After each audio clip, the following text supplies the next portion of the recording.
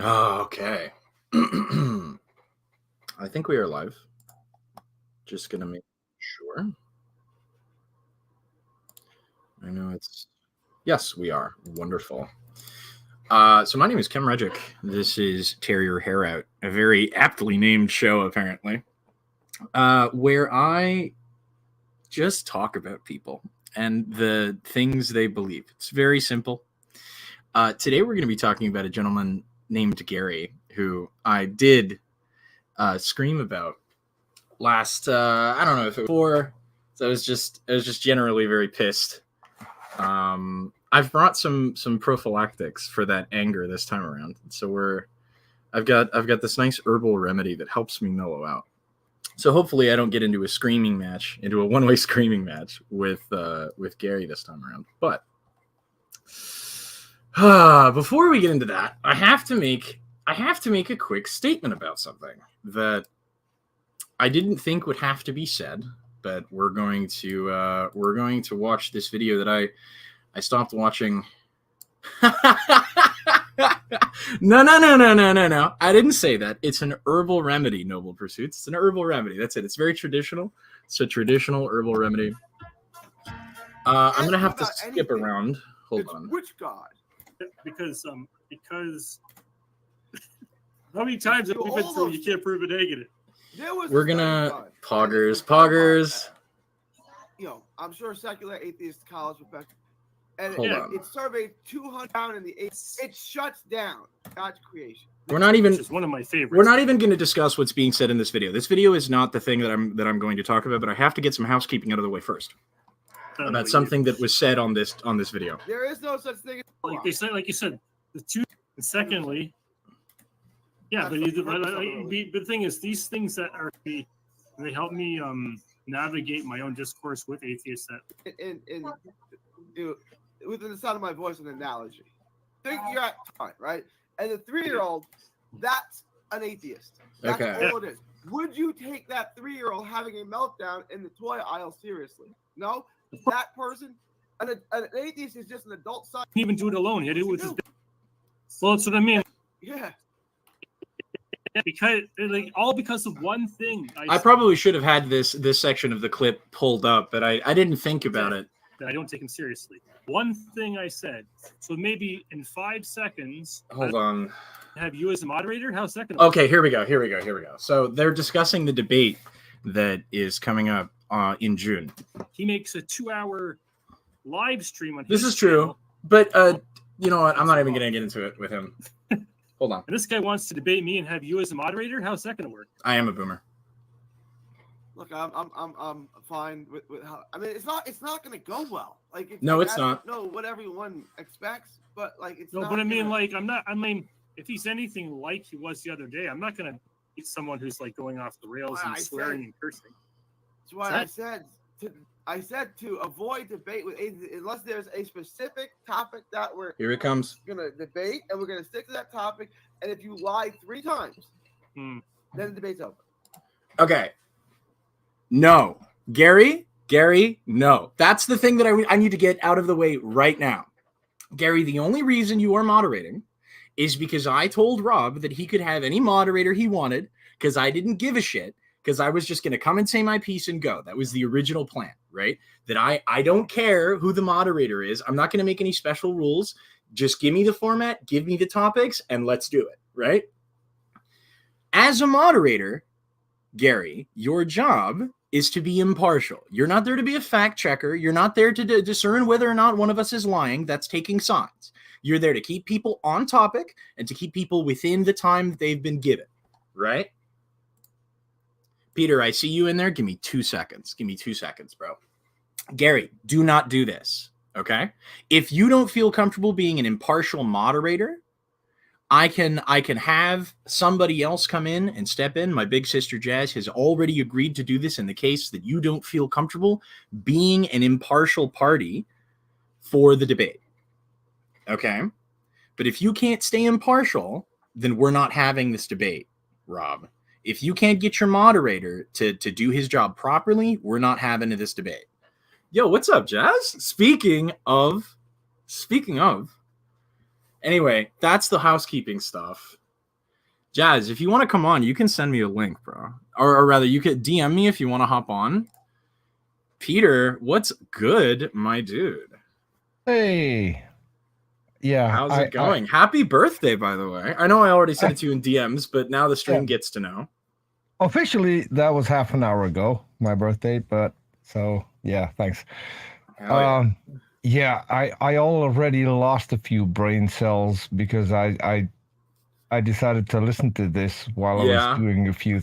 Oh man, this is I watched 7 minutes of it. I'm like, I can't do this right now. I'm just gonna get into it with Gary. I'm pulling up his Rumble stuff. Hold on, because I do actually want to talk about I want to listen to his stuff on Rumble. The best thing is, what was the title of that video? Atheism is still monumentally stupid. Yes, and then you get a guy who somehow whips up recording software, then pulls up a video on YouTube, records it on his own computer, and then posts it on his own channel. Instead of just downloading, it's so downloading the video. Yeah, just re-upload it, bro. Just re-upload. I don't know. Maybe Rumble is different. Maybe you can't just download stuff off of Rumble like you can with like Odyssey or whatever. You can download from anywhere. Yeah, I don't know. Anyway, I don't want to focus on anything that's on Rob's channel today. I want to talk about Gary because I think that Gary deserves some pushback on his own content. I'm sort of done yelling at Gary through the proxy of Rob. I want to talk to Gary directly this time around. So yeah, I wouldn't mind talking to Gary directly either, but yeah, it would be nice. In this video, he said there was no use debating atheists. Yeah. I mean, that's Gary though. That's Gary. I mean, he seems probably to think because we can debunk every sentence he says. Forget about debunking, dude. Just like what he says makes no sense. But of course, he's the guy. He's mentally superior, right? That's why. Yeah. Which I just find it so funny that this guy. They talked about the Sigma male thing, the meme. And the fun thing is, Noble Pursuits, you are more than welcome to demonstrate this. You are more than welcome to demonstrate this at any time. Go ahead. The Sigma, the Alpha thing is so silly to me. That's where I had to like. Well, I remember I was driving out. I was working, and I was listening to him say this shit. I'm a Sigma male. I was like, you're joking, right? There's no way you actually think that's like a real thing, Yeah. But no, apparently he believes it. And then on his Twitter, like he publicly calls out Andrew Tate, which is weird because he invented the whole alpha male shit in the modern parlance of it. Like, what's up with that, Gary? We're gonna talk about his tweets later because I've bookmarked some weird shit that Gary has tweeted. But there's so much to unpack. So just a quick. Just a quick thing? So the video you just pulled up. Yeah, they were supposed to be going over the argument from morality thing, which is so weird because they've done that bit several times. Yeah, hold on. So now you have two dudes who think they have the upper hand when it comes to morality. Yeah. One of them sends dick pics to a married woman. The other one makes compliments to some woman sharing kind of sexy pics on Twitter, saying, "Well, Gary, your likes are public, bro. Your likes are public. I can see the shit that you married." Like.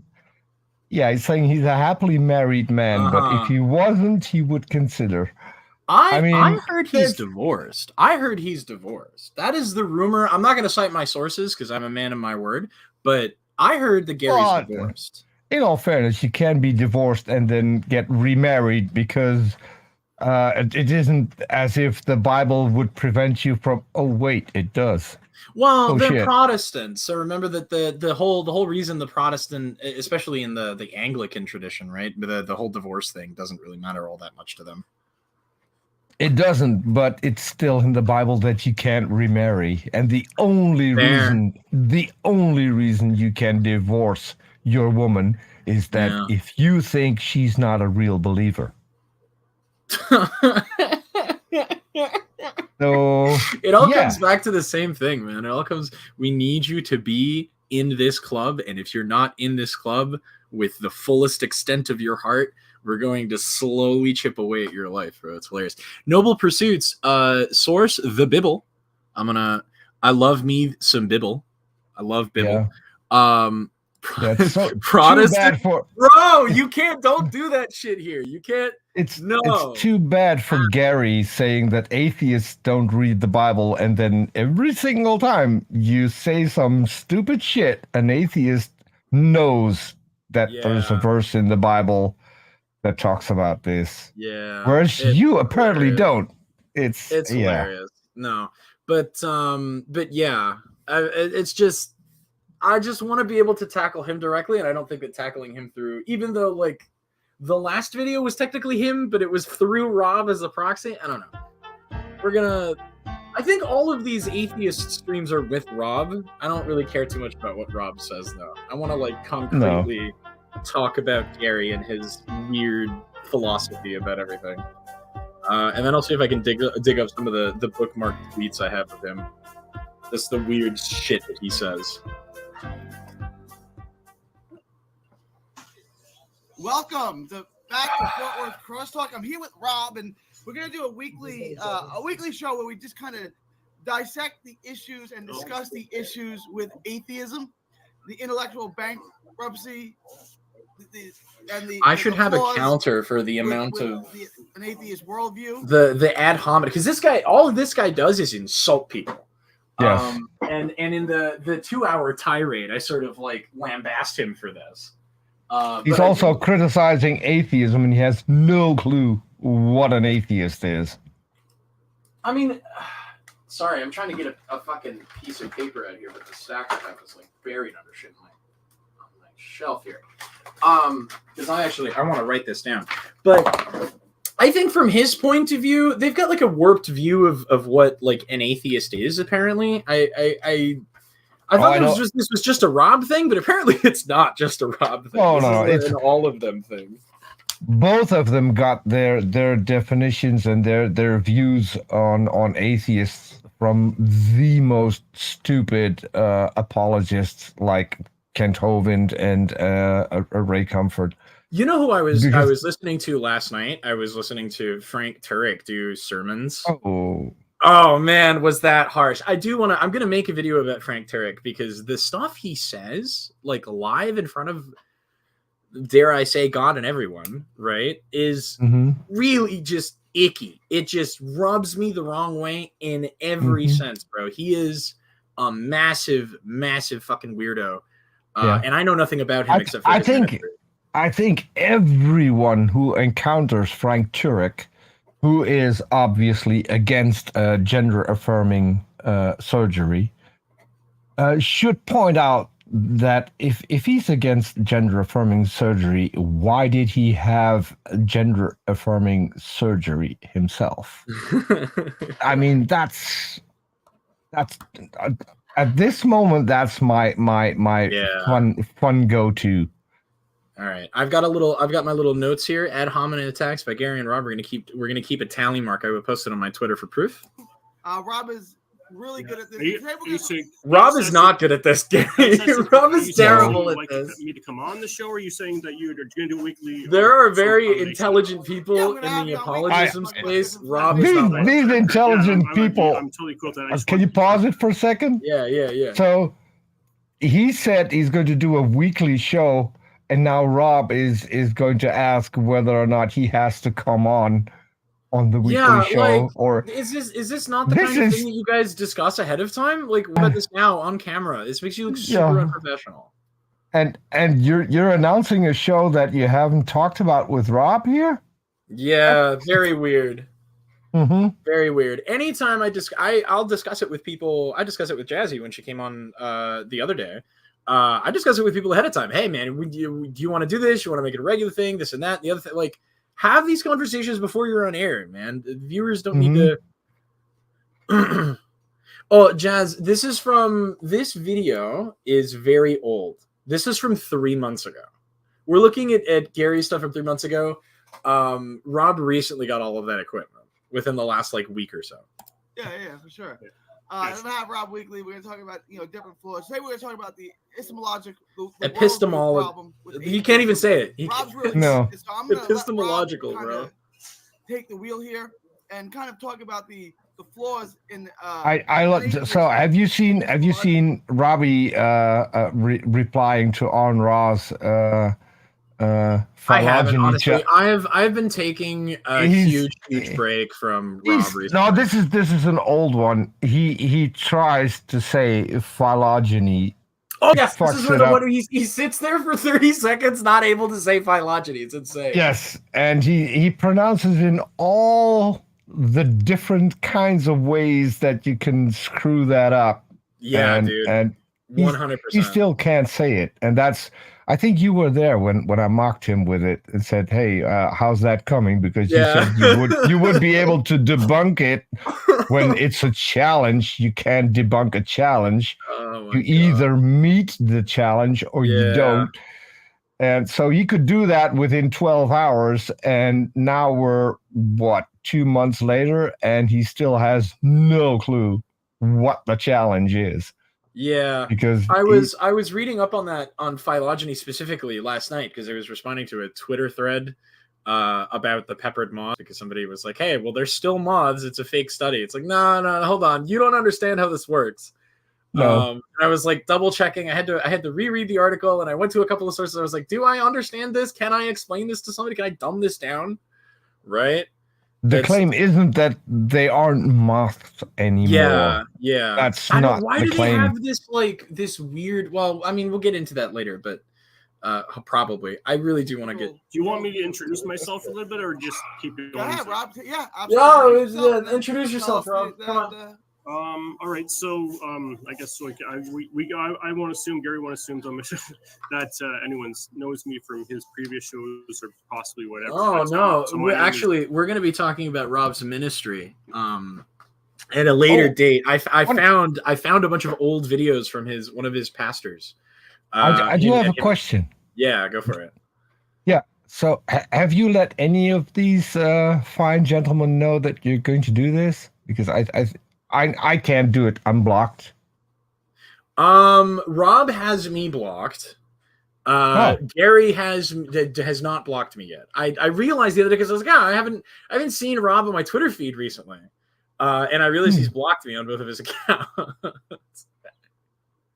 So I don't know. I don't care. I don't really care. But Rob is a public figure at this point. So I don't care whether or not he's notified. He will get notified through my tweets if he wants to look at them. That's his notification. My Twitter handle is at RobLovesJC.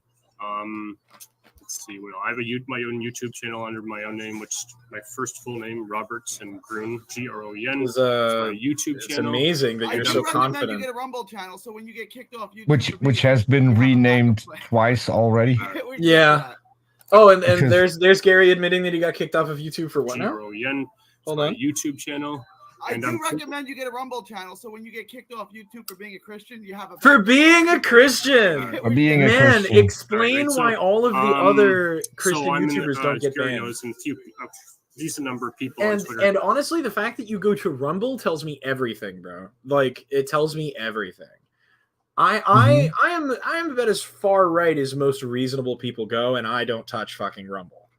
I was on Minds for a little bit. I was on Gab for a little bit, and I won't even touch Rumble.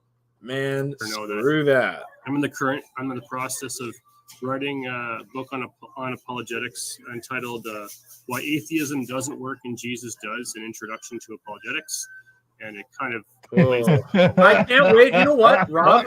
I will buy that book. Send me the link when you publish. I will buy the book. Talking about in this episode. If the punctuation in the book is as good as it's I feel in so his bad tweets, for that editor, bro. I feel so bad for that editor. Went off the rails. Rob is the only real Christian YouTuber. So real, dude. So real. But thankfully, my family helped me get back. The Lord restored my sanity. And wait, what? What did he say? Future ones. So. Saying that, just I guess by way of introduction, I was born and raised in a Christian family. Went off the rails, went on my own way, lots of sexual sin. But thankfully, my family helped me get back. The Lord restored my sanity. And obviously, it's the Lord restored his sanity, which is now has him posting dick pics to a married woman. Dude, this guy has unironically tweeted that women need to sexually submit to their husbands. I had a conversation with him on Twitter. I have the logs. I can produce the receipts of him. When he discovered the 17-year-old, he also put out several tweets that it's not a sin for younger women to choose older men. Oh, I forgot about this. Yes. Oh, dude, the sexual sin has not disappeared. Rob has just in a veil of Christianity. Noble Pursuits. Thank you for this glowing review, bro. Not far right enough. I'm a fucking libertarian, bro. That's about as far right as you can get. Everything else is authoritarian gobbledygook. I don't care about it. Everything was healed and everything was restored immediately, but over time, incrementally and gradually. This is so sad too. I feel so bad for Rob that he's been like so on and so forth, and pulled walking with the Lord in a spirit of into this weird like guilt and honesty. About. Which of course doesn't mean I'm sinless. Yeah, I don't feel sad for him anymore. I don't live in it. I don't feel so. I did respond to Robbie on one of his latest live shows where no one showed up, and as per usual. Yes, and so I went in there with another Rob Grun sock account and said, "Funny how no one's coming to your live shows anymore." So he blocked that one immediately. Oh, jeez. But yeah, it may have to do with some atheists letting people know that he's sharing pictures of his penis. Yeah, I wonder why people wouldn't like that. That sounds so strange. Yeah, so you're not wondering who the guy is telling everyone about this? No, right? I know it was you. I warned him. I gave him fair warning. Do not piss me off because that might not work for you. Yeah. And it didn't. Living the Christian life to the best of my ability with God's direction and guidance. What a sad story for Rob. So that's just that's enough of Cole's Notes bio of me. But your brain on religion, man. What religion does to a motherfucker. Word epistemology. No, epistemology is a big word. It simply means how do we trust the foundation of what we know to be a reliable. Hold on. Oh shit! No. Whoops! I meant to open a new tab and I accidentally closed it. Boomer moment. Boomer moment. Boomer moment. Oh my god! I'm having the biggest boomer moment. Hold on. That's not an insult. You got a boomer with you on this. Yeah, I'm starting to feel like you, Peter. No, I'm kidding. I mean, on the unethical, so just hypothetically speaking, neither of us had the word epistemology. No. All right, so I was going to open a new tab and look up the definition of epistemology. How do we trust the foundation of what we know to be it's not how we trust the foundation of what we know. The theory of knowledge, especially with regards to its methods, validity, and scope. The investigation of what distinguishes justified belief from opinion. How do we know what is true? I guess not a bad way to approach it. I feel like he's got the gist. I'm going to break it down more, make it simpler.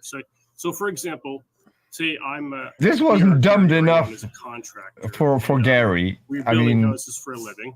And dude, Noble Pursuits is right again. There is no line in the Bible because that's the only way to build that. He can do it. It's sanctioned, bro.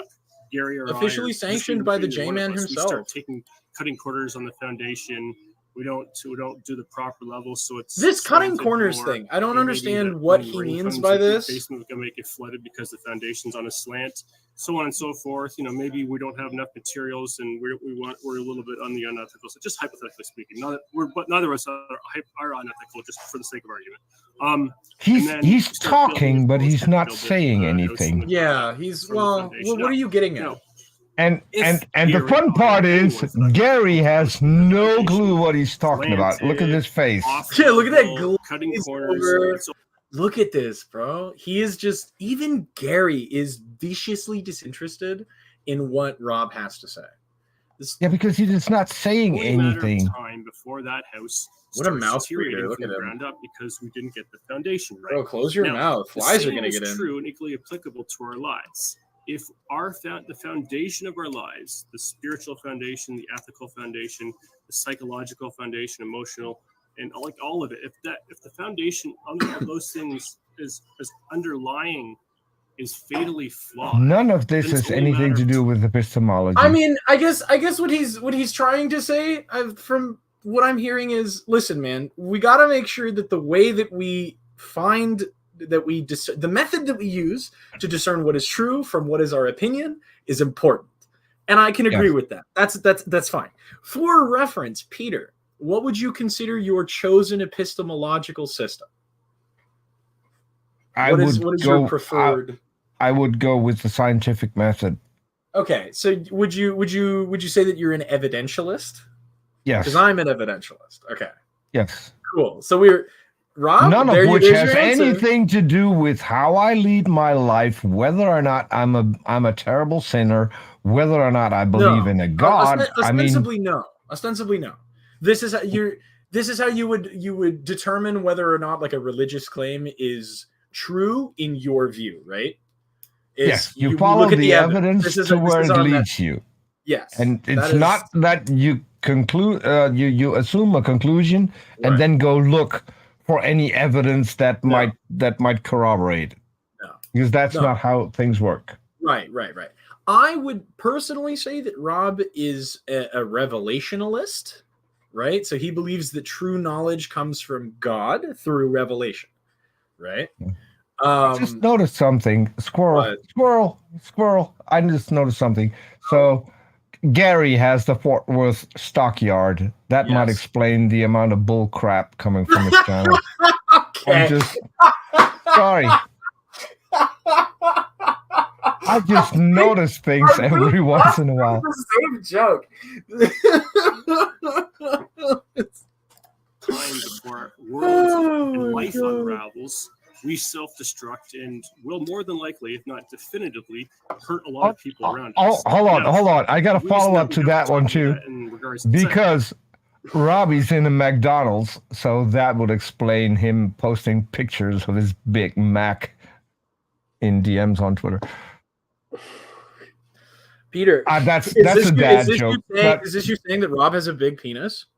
No, but I think Rob thinks he's got a big penis. You could have called it his quarter pounder, man. You know, you could have called it you could have called it something smaller. You chose Big Mac. Yeah. I mean, I think Rob might call his Oscar Mayer.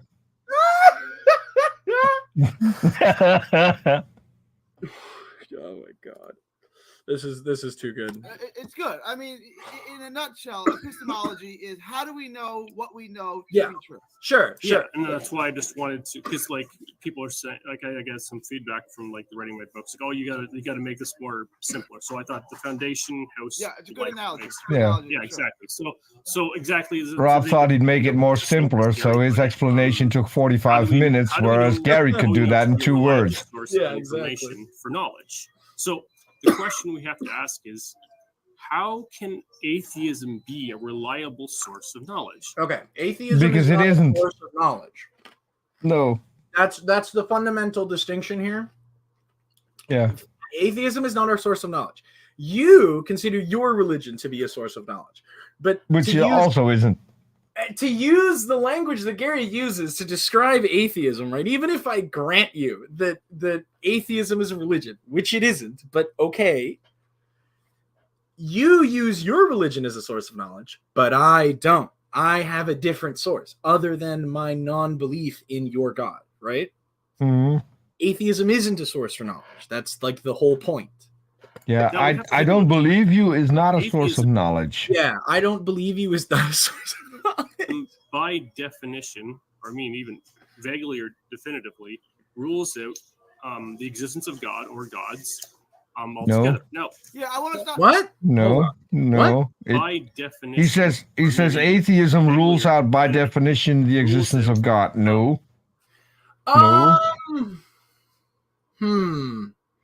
You will find that most atheists are agnostic atheists. Yeah, there are four positions. There are four key positions. You can be an agnostic atheist. You can be a Gnostic atheist. You can be an agnostic theist, and you can be a Gnostic theist. Although the latter would be pretty hard to prove. Okay, so I actually have kind of a problem with this, with the Gnostic and theist Punnett square, if you will. How many agnostic theists have you ever met? Several. What? People who say that they don't know, but they still believe? Yes, because a knowledge claim. So knowledge is demonstrable with measurable accuracy. Hold on. But that's hold on. But that's not what I'm talking about, right? Because the Christian will tell you that they know, right? Even if they can't demonstrate it, they will claim to be a Gnostic theist. And but if you press them on it, but I've never heard anybody who's this is essentially Pascal's wager to me, and I don't know that anyone has. Is that the case, Noble Pursuits? You are an agnostic theist. Interesting. Yeah. Please explain these days, especially when you go on social media, a lot of theists who are not there just to be engage in apologetics, a lot of them will just say, yeah, well, I don't know 100% sure, but I believe it, which means if it's your belief. They do claim to have like a fundamental, like even an inner knowledge, even if they can't demonstrate it, that God is real. Like they will not all of them. The agnostic would say, I don't know, right? Yeah, and I don't know that I've met somebody who wasn't sure that a God existed. This is what I say. When you start asking questions, a lot of them will come down a notch and say, okay, I can't know because I can't demonstrate it, so I can't know it because knowledge is demonstrable. It sounds to me that I have a strong belief. They will say I have a strong belief, and some of them will say I'm 100% confident that what I believe is true. They will live in such a manner that demonstrate they will live as Gnostic theists. But again, this sounds to me like Pascal's wager if you're a gambler, right? The agnostic theist sounds like a gambler to me. Sounds like, well, I don't know, but since I can't know, I better put my money behind one of these horses anyway and hope that I put behind the right one. Well, it comes down to faith. And a lot of theists will tell you that they believe based on faith, not on evidence. Yeah, so this is why, because essentially there is no distinction then between the Gnostic and the agnostic theist. No, there are some who claim to know that a God exists based on a personal experience, which most of them will not tell you about, at least not in public. 90% of gamblers hit it. Yes, they do. I don't know. I have a problem with the Punnett square thing. I don't know that separating atheists into Gnostic and agnostic helps any like. I feel like it just obfuscates everything further. I prefer the term anti-theist, right? Someone who has that's different. That's different. No, that is the Gnostic atheist in this sense. They're an anti-theist. It's not because I'm for sure that there are no gods. No, I'm a Gnostic atheist when it comes to Bible God, and I'm an anti-theist, but those are two completely different things. An anti-theist is someone who wants to rid the world of theism. And there are several different ways to get to this goal. My goal would be education, and then it would just die out. I think that Yeah, I have met people who said, atheism, or sorry, of theism is that's somebody I would call militant. That's a militant atheist to me. An anti-theist to me is someone that makes a positive claim that there is no, you're wrong. You're wrong.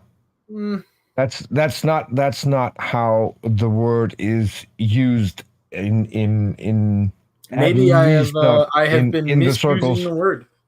Yes, because and a lot of people have because here's the thing: a word doesn't have a definition, even though a lot of people think it does.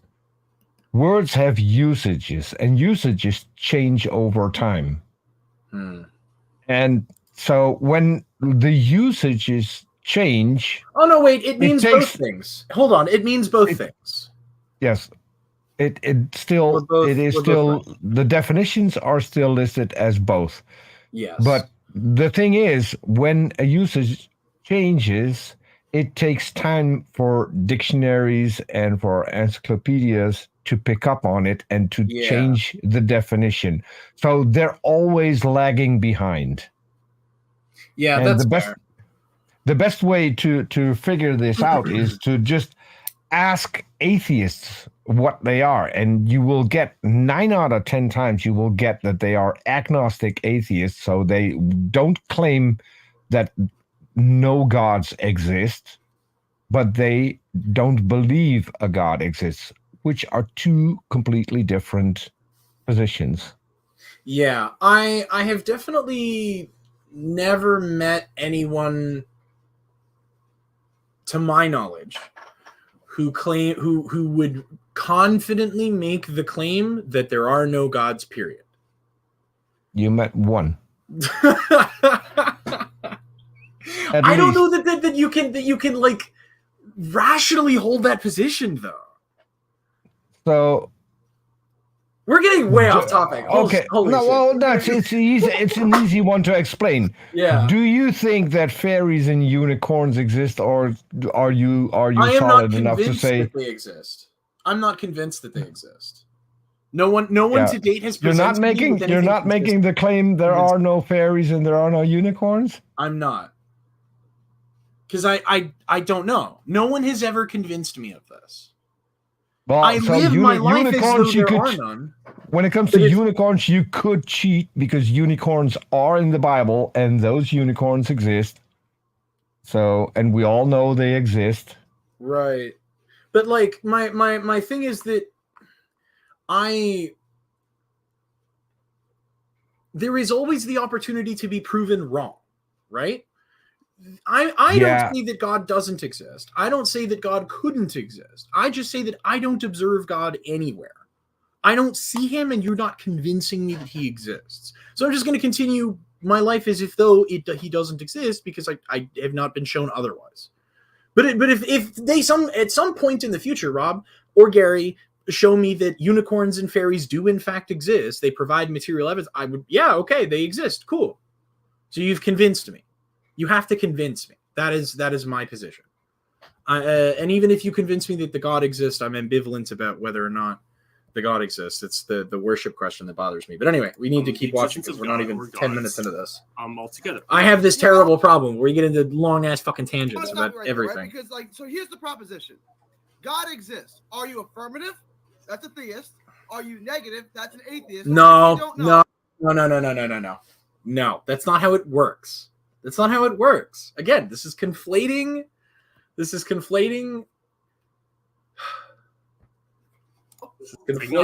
different positions. There's no other option. Yeah. There are plenty of other options. What are you talking about? There are so many other options. Noble Pursuits, I would love to talk to you about that. If you want to hop on at some later point, I would be more than happy to talk to you about that. It's not just bashing on fundy Christians on this channel. We talk about all sorts of beliefs. Okay. I don't care what you like of believing. Here's the proposition. How do you vote? I don't have enough information. Of the bullshit of like, it's not a position. No, it is a position. Otherwise, we wouldn't be a lot of debates about it. Yeah. Like, how many people? Like, it's ridiculous. It's just not. Yeah. So, what's up, man? Anyway.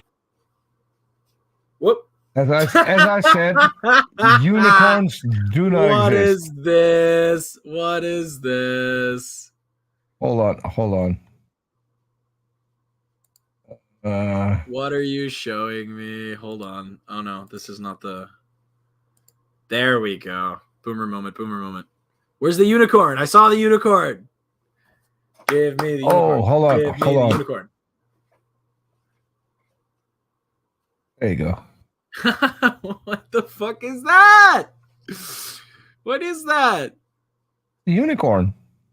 Holy shit. Where is it? I want to go see it. I think this one lives in After Effects.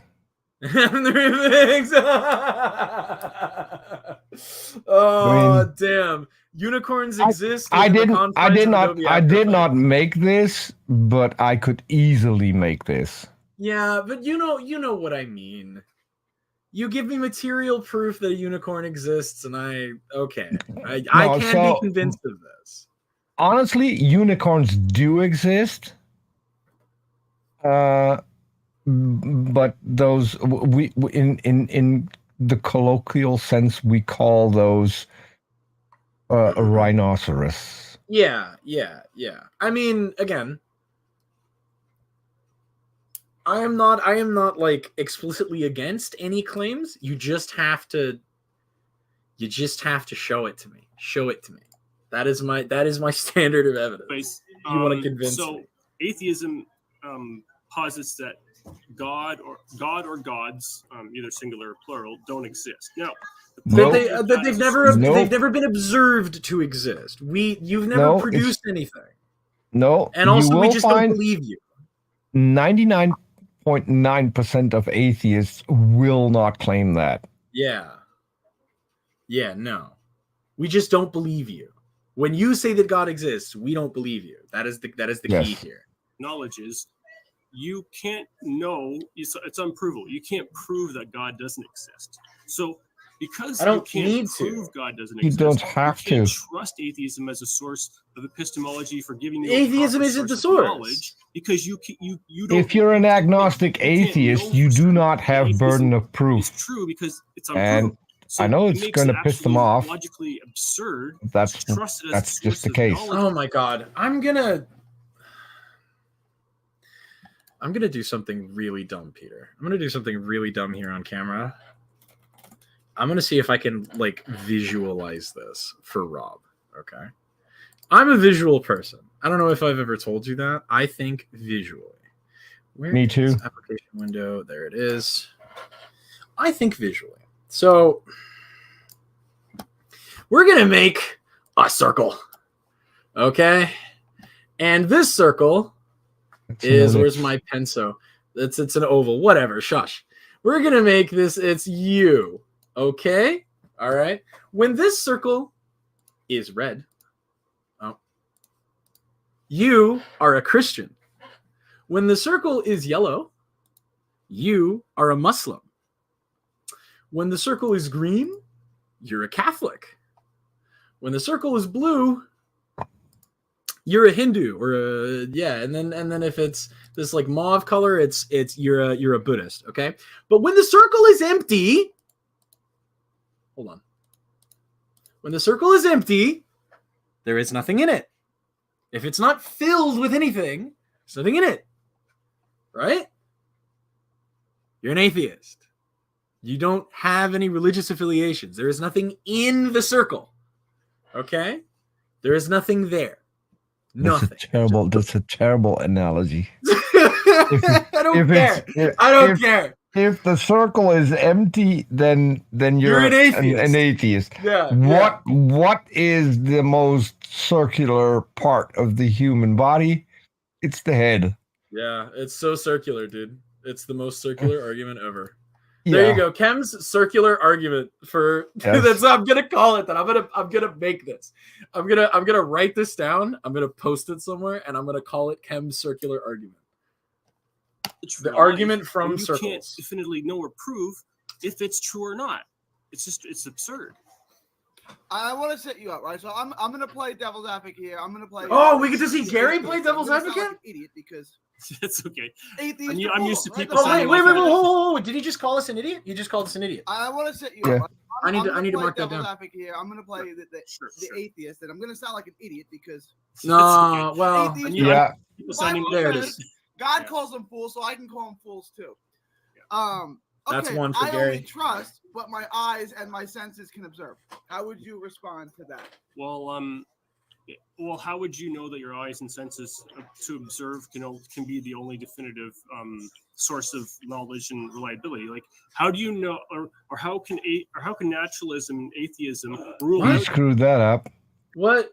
He screwed up his own you were- argument. He screwed up his own You argument. were going in the direction of like a good question, which is how do we know that our eyes and our ears are telling us the truth, right? Fantastic question to ask.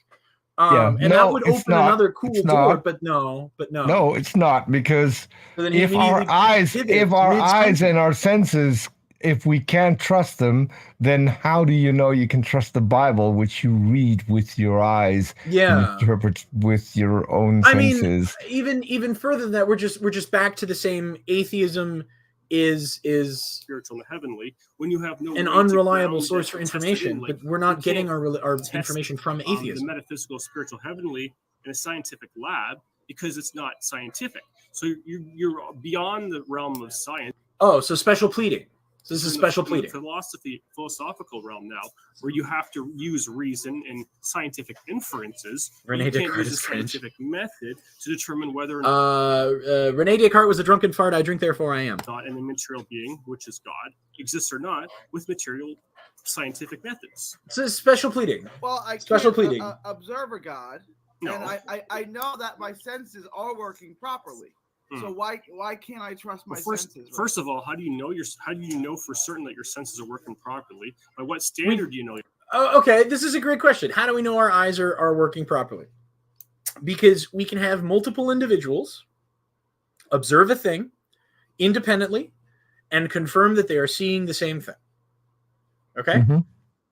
Independent confirmation. Independent confirmation. Multiple people who are not related to each other, who are not depending on each other for information, right? We're not playing a big game of telephone. We're just all looking at the same thing and noticing that it's the same thing, right? How do I know? I think Gary is mocking you in the still. Oh. So is Rob. Sorry, but I just noticed. As I said, I'm visual. Your senses are working properly, and if the neurochemical brains, the chemicals in your brains are the result of neurochemical reactions. No, Robbie. Hold on. He's talking about. I know what he means. I think he's. Signals, yeah. What he's trying to say, the neurons firing in your brain. Yeah, slightly different from neurotransmitters chemicals. He's talking about neurotransmitters. Yeah, but it's fine. We understand what he's saying. This is very true, Rob. This is like a fundamental philosophical question of, well, if our brain just runs off of signals and those signals can be replicated, which we know that they can be replicated artificially. How do you know you're not a brain in a jar? You can't. You don't ever really know. But it also doesn't matter. It also doesn't matter. Yeah. No, but if multiple other people people are seeing and experiencing the same thing and can confirm that they're experiencing and seeing the same thing, then you have a reasonable. Yeah, but hold on, I have to cut you off, because if you're a brain in a vat, those multiple other people confirming what you see, those are a figment of your imagination. Well, not unless they're like multiple brains connected to each other. But let's say you're a brain in a vat, and everything you see is not real. So this is an easy way to explain it with a video game. So the character you're playing in a video game isn't real, but he's confined in the reality he finds himself in, and you're playing him, so you're doing the moves, so you're confined in the reality you're in. You cannot do things in a video game that aren't part of the video game.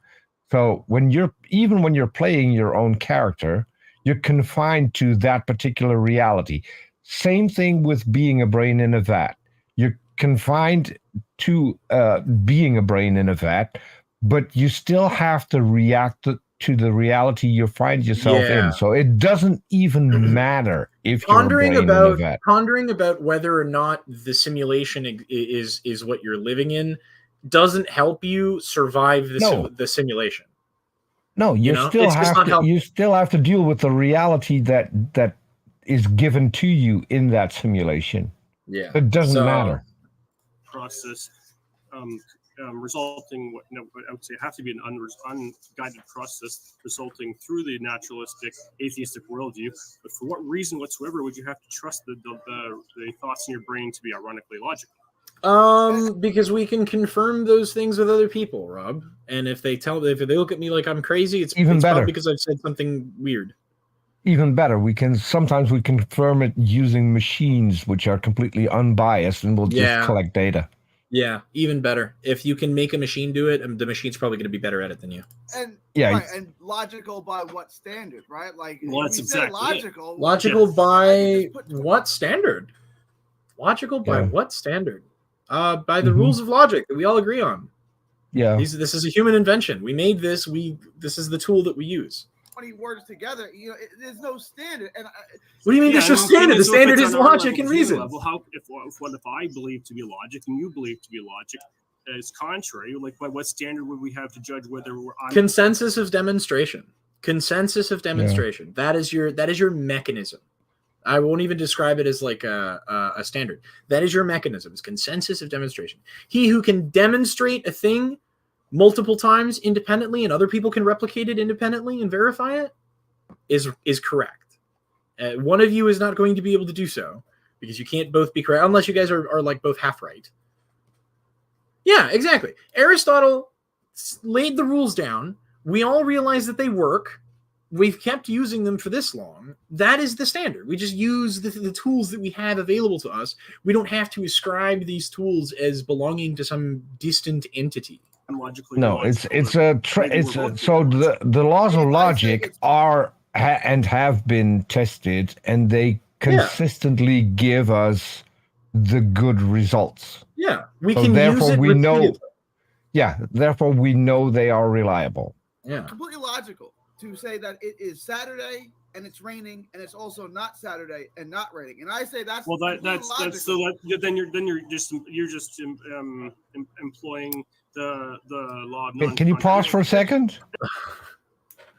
That's an easy way to debunk, because Kim, what day is it? It is Wednesday, my dudes. Is it raining where you are? No. Is the sun up where you are? Yes. Okay, so it's Wednesday and the sun is shining. And the sun is shining. Yes, and you and I are talking right now, and I say it's Thursday. Oh, and it's pitch black. I go here. It's another relative piece of. Oh, this is Gary's biggest kryptonite. He doesn't understand comparative statements. He doesn't know time zones exist. He doesn't know the Earth is a globe. I think what he was getting at is A cannot also be not A, which is fine. Yeah. Right. And Gary, it isn't when it's raining where you are, Gary. It doesn't mean that it's raining on the entire planet at the same time. So, it's a very bad example. Platform to stand on and say that's illogical. And atheism, you really don't. Maybe my mind just. We use the same platform than you do, Gary. The rules of logic is laid out by Aristotle. Logical, and that's the point I want to get to, right? If you don't have, I can trust my senses because my senses were designed by the only one or the perfect one. Right? Okay, well, why don't they work? How do you know that to be true? Oh yeah, great question. Hold on, that is a great question for all. How do you know that that's true? Because I was made in God's image. I have God's word that I can test, and it is reliable. By what standard? By what standard? By divine intervention, by God's. He's breaking Gary. He's breaking Gary. You He's can breaking test Gary. your book the way that your book tells you that you can test it. You're Mhm. testing God's standard by God's standard. It's a little circular, Gary. Well, it's a little circular. there's also this tiny, teensy little snag that you can't test the Bible according to the Bible because that's a sin. Sacrilege, yeah, man. What's up with that? What do you mean you can test it? I don't remember. Every time I've tried to test God, I've been told you can't do that. Why are you able to test it? It's a big Well, of course, no-no. from a naturalist point of view, they're not going to accept it. No, we're not. It's Because not it's gonna circular. trust someone giving you their word, then you can't trust your senses at all, and then their worldview is just if you can't trust what your senses. So you're saying that We don't. Here's the thing: we don't have to trust our senses. We can again consensus of demonstration, consistency of demonstration. We can test it. Judging by the standard that the atheistic worldview would place on the Christian, that we're not placing anything on you. We're not placing anything on you. As a matter of fact, I know Peter is not a fan of this position, but I am. I am a religious pluralist. I am very cool with you being religious privately and going to church and living your life, the way your book tells you to live it. That's fine, dude. What I'm against is the exact thing you're mentioning here, which is when Christians take their worldview and impose it on others who don't consent because, wouldn't you fucking know it, not everybody's a Christian, dude. And so the only difference then between you and me is that I don't want them to push that on to kids. Yeah, I would prefer that they didn't. I would prefer that they didn't. I would, at the very least, I don't want it in the public education system. If I'm paying tax dollars, I want my kids to be taught facts, right? Leave the philosophical shit for later. Leave the religious stuff for another day. But in a public education system that is funded by taxpayers, the conversation should be about facts, not faith. No, I disagree with you there too. You need to have a class with comparative religion where you are taught about every religion. Well, in the context of world history or maybe world cultures, yes. But not in the sense of this is the Bible, this is where we get the no, dude. No. Like leave that for the church, leave that for Sunday school. If you want to take your kids to Sunday school, man, you know what? I don't agree with it, but those are your kids, that's your right. You know, you can if your kids are cool with that, whatever. I think that children shouldn't be inducted into religious orders. I just think that religious orders shouldn't allow children in because I don't know that they can. What? No, I'm taking method. No, dude, you're misunderstanding. Using the public education system to enforce it. No, I am stripping the government of the power to enforce any belief. You are only allowed to teach the facts. Everything else is outside your purview. Go do it somewhere else. But the state provides minimal functions, okay? It does not provide cultural functions. It does not provide religious functions. These are just not things that the government should be doing. I am stripping the power from the government. I'm stripping these methods, these mechanisms of power, right? From everyone. I don't want people who say that there are no gods. No, lack of belief is not. No, dude, we just explained it. You have a Christian chip in your head. I just don't have a chip in my head. That's you. Do you understand how that works? You have a Christian chip. Some people have Jewish chips. Some people have Muslim chips. Some people have Buddhist chips. I don't have a chip. That's just how that works. I don't have any opinions on it because no one's ever shown me anything. I just get these roundabout. Nothing. There is no belief. Okay, we're teaching kids the facts.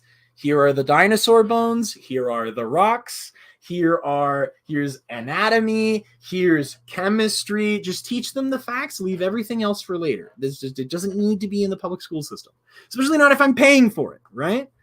Especially not if you and I are paying for it. We should be funding an education system that exists to educate, not to indoctrinate. End of rant. Being hypocritical and employing a double standard because by that same logic, they wouldn't be able to trust Darwin's Origin of Species. We don't trust Darwin. We don't have to trust Darwin. We don't have to take his word for it. Why do they think that Darwin is like a prophet for us? I don't understand this. Big Bang Theory. Is that what you're saying? We're currently. Hold on. I was muted. Oh, you're good. So we're currently at a point where we know that Darwin was wrong on a few things. Yeah, Darwin was We wrong have about several things. learned. Yeah, we have learned more. We don't need Darwin anymore. No. As a matter of fact, we've moved on. We've like built a bunch on his system. The whole like Evo Devo thing is a perfect example of like science being like, oh well, shit. This model that we had before doesn't work as well as this new thing that people have made. This explains stuff a lot better. It's much more robust and is able to provide. Have you been talking to P.Z. Myers? That's P.Z. Myers' thing, Evo Devo. Evo Devo, yeah, like it just works better than regular evolution, which had a bunch of holes in it, right? So we went with the better system. No. So it doesn't work better. It confirms things even more in a different way. Okay, it incorporates more, but also different parts. It subsumed evolution then. Everything we've learned so far. So genetics confirms what Darwin claimed. Paleontology confirmed what Darwin claimed. Geology confirmed what Darwin claimed. Yeah. Lots of fields of science confirmed the claims Darwin made, but Darwin only had one mechanism, which is natural selection. Now we have multiple mechanisms that lead to evolution. Natural selection is one. There's sexual selection. There's lots and lots of others. Yeah. Noble, really quick, you have a material worldview. You believe in the material world. Like, this is, I can look at a rock and show it to you, and you'd be like, yeah, this is a material object, right? Yeah. We're not making any different claims than you, okay? You are tacking on this extra spiritual thing. That's what we have a problem with, because that's the thing that you can't demonstrate. You're telling me the rock has a soul, okay? Can you prove it? No. So then we're just left with the material default. Materialist, material, same thing. There's no difference here. It's not that I'm grounded in a material worldview. That's just what's around me, in the same way that it's around you. You don't. There is no such thing to be there. Yeah, that's what's there, homie. When you strip all of the sanctity and all of the divinity away from it, that's what's left. And you and I both agree that exists. So there is no difference in a worldview. You just have tacked on an extra spiritual component to this belief system of yours. We do not have a belief system. The bowl is empty. The bowl, that's what I'm going to call it. It's the bowl analogy. And we also have no need. We also have no need for the thing you tack onto it. Yeah, like the bowl doesn't need to be filled with anything. They observe, right? I'm telling you, I've observed God's word. God has given me his word. I can observe it. No, I know. And I'm just playing devil's advocate. Yeah. He didn't give it to you, Gary. He gave it to a lot of people who died a long time before you were born. And yeah, he didn't give it to you. He gave it to a bunch of first century Jews. We're on the same page. I appreciate that, right? So my other thing is, the scientific method. Oh, here we go. First was created by a Christian. Who cares? Okay. Second, I think is it by Newton, or I can't remember. Francis Bacon. Francis Bacon. Who? Sir Francis Bacon. Oh, okay. A Christian created the scientific method as a way to understand, to give us a kind of a handle on God's creation, right? Like, why do these? We were doing science long before Francis Bacon, though. Yeah, Francis Bacon did not invent science. He's just the first one to label it, I guess. Yes. Scientific method. It requires faith in two things. Yeah. A, that our senses are working properly. No. Independent verification strips away the necessity for faith. We can independently verify anything that we see. Yeah. And B, we also know that our senses are not working perfectly. Yeah, that's why we do it, because our senses don't work perfectly and our memory is not perfect. That's why we independently verify and we write shit down. Sure, it's gonna be That's why I've done close-up magic tricks on YouTube live to show people that what they saw wasn't what they saw. Yeah. But here's the second and the important thing. The second one. Yeah. A, that our senses are working properly. Yeah. And B, that the future is going to be like the past, that there's uniformity in nature. No. What is this uniformity in nature thing? I heard Rob say it once during your the one spat that you had with him where I notated everything. He said uniformity in nature, and I don't know what that means. That the future will be like the past. No, it means that there's a kind of uniformity in nature. So yeah, but what does that phrase mean? The easiest way to explain is radiometric dating. We know that some elements have a half-life. Yeah. And that has been the same and will be the same. That is constant. That's a constant. The speed of light is a constant, has always been the same, will always stay the same. So there is uniformity in nature. There are like physical constants or cosmological constants, maybe, but that's not what we're talking about when we say nature, right? Especially not in the evolutionary sense. There is certainly no uniformity in nature. Another uniformity would be dogs not giving birth to cats. Dogs give birth to dogs. That's a uniformity of nature. Oh, okay. That's the law of monophyly, right? By the way, okay. But if you are a believer, especially in this case with these two goons, if you are a Christian, there is no uniformity in nature because God can work miracles, right? So he can stop uniformity in nature and apply his own rules and then go back to the uniformity of nature. So you do not have uniformity in nature. Well, the uniformity would be God's creation, right? There is uniformity in the sense that God is like the ever-present thing, right? Yes, but he can suspend the rules any single time he wants to. Interesting. I don't know that I would ever describe anything that way. Uniformity of nature. Yeah, the universe to me seems like such a chaotic place. But I guess if we're talking about like fundamental constants, then I guess there are things we observe that do not change. You can make predictions. To have either of these things, right? Either uniformity in nature, or that to assume our senses are working properly. Yeah. There has to be design. There has to be a creative. If we're randomly evolved. Is this just an adult, not adult? Is this just like a fucked up version of the fine tuning argument? Yeah. What the fuck? This is just fine tuning. On a 6 billion-year-old or a 12 billion-year-old spinning ball with no.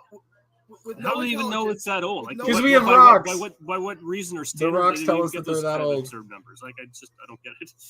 But if everything the scientific method that you claimed was invented by a Christian tells us how old the fucking world is. Yeah, Rob.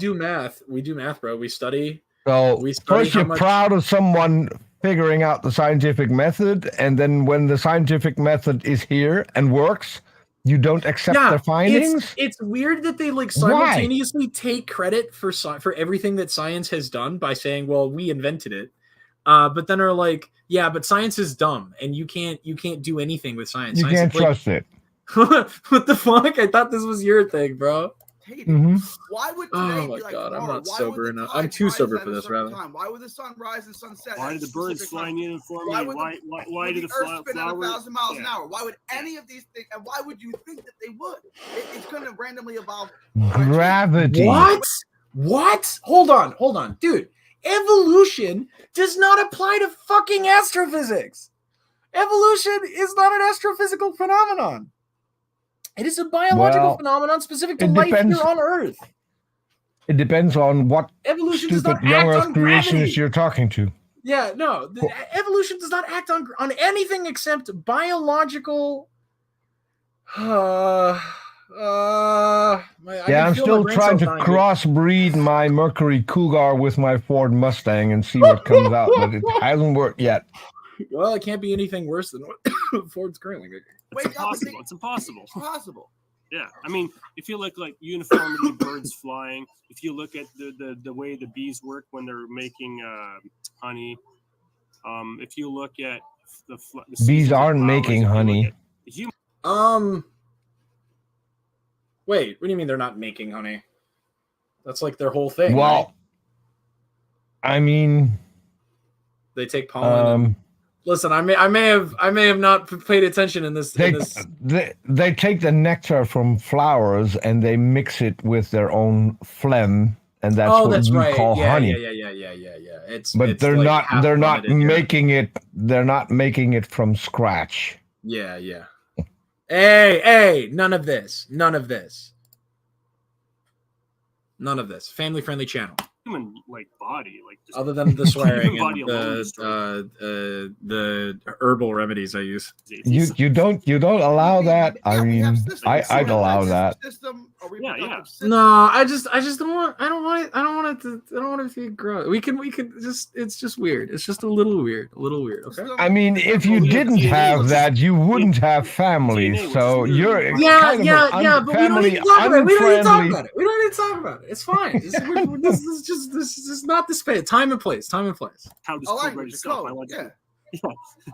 Systems are indicative of order. Order is indicative of design.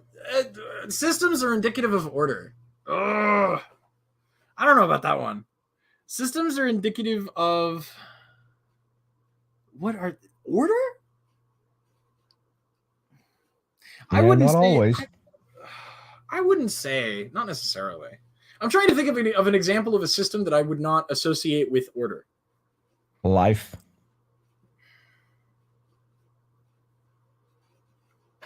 If you I guess if you zoom out far enough, it is essentially random. The easiest way to explain this is the laryngeal nerve, which already existed in fish. And then when we evolved lungs, this nerve had to go through a loop close to the heart, because that's where our blood vessels go, right? And the nerve couldn't jump across a blood vessel during evolution.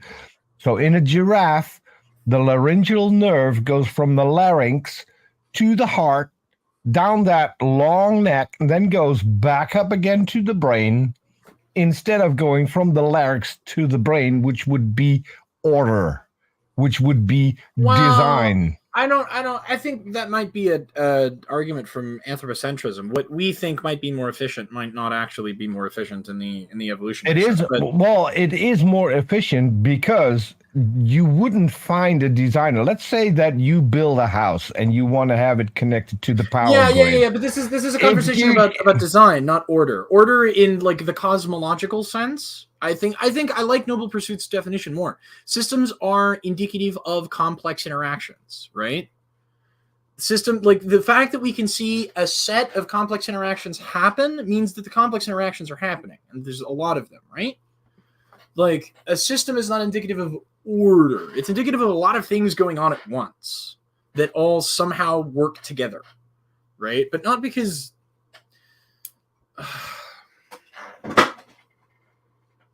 I don't know. I feel like there's a system can create disorder. Yes. If you create a system to create disorder. Yeah. But I'm trying to think of one. I guess life would be a good example of it's just there is no goal, right? And things sort of happen chaotically and without any direct input from the outside. The system is just doing its thing, right? It's like Maslow's not Maslow's. Was the Game of Life the little computer simulation where you can paint cells on a board and there's rules in place, right? I don't know that I feel comfortable with this. I'm probably gonna have to munch on that one a little bit more. Systems are indicative of order. Yeah. I don't know how to. Yeah, I don't know if you saw it or not, but I posted on my Twitter account earlier that. Because some atheists said that DNA is naturally occurring. So I wrote, DNA naturally occurring is absurd as saying an engine starts by itself, your phone answers itself by itself, and your microwave warms up without any. Yeah, Rob. Again, fundamental difference. And that's Like, you just exactly don't even right, have to. It's actually stupider than that. It's saying that the engine isn't just self-starting. The engine created itself out of nothing, and the engine is not. No, the engine didn't create itself out of nothing. Neither did DNA. There are several steps involved in abiogenesis. A lot of them have been explained already. DNA is just the last step, and it's not even necessary for everything. This is just the watchmaker analogy. Time and chance make that less likely, right? Like if I drop something from 10 feet, maybe it falls into some type of order. If I drop it from 100, there's less chance. If I drop it from 1,000, there's less chance. But like if Conway, thank you. Conway's Game of Life. Miles an hour.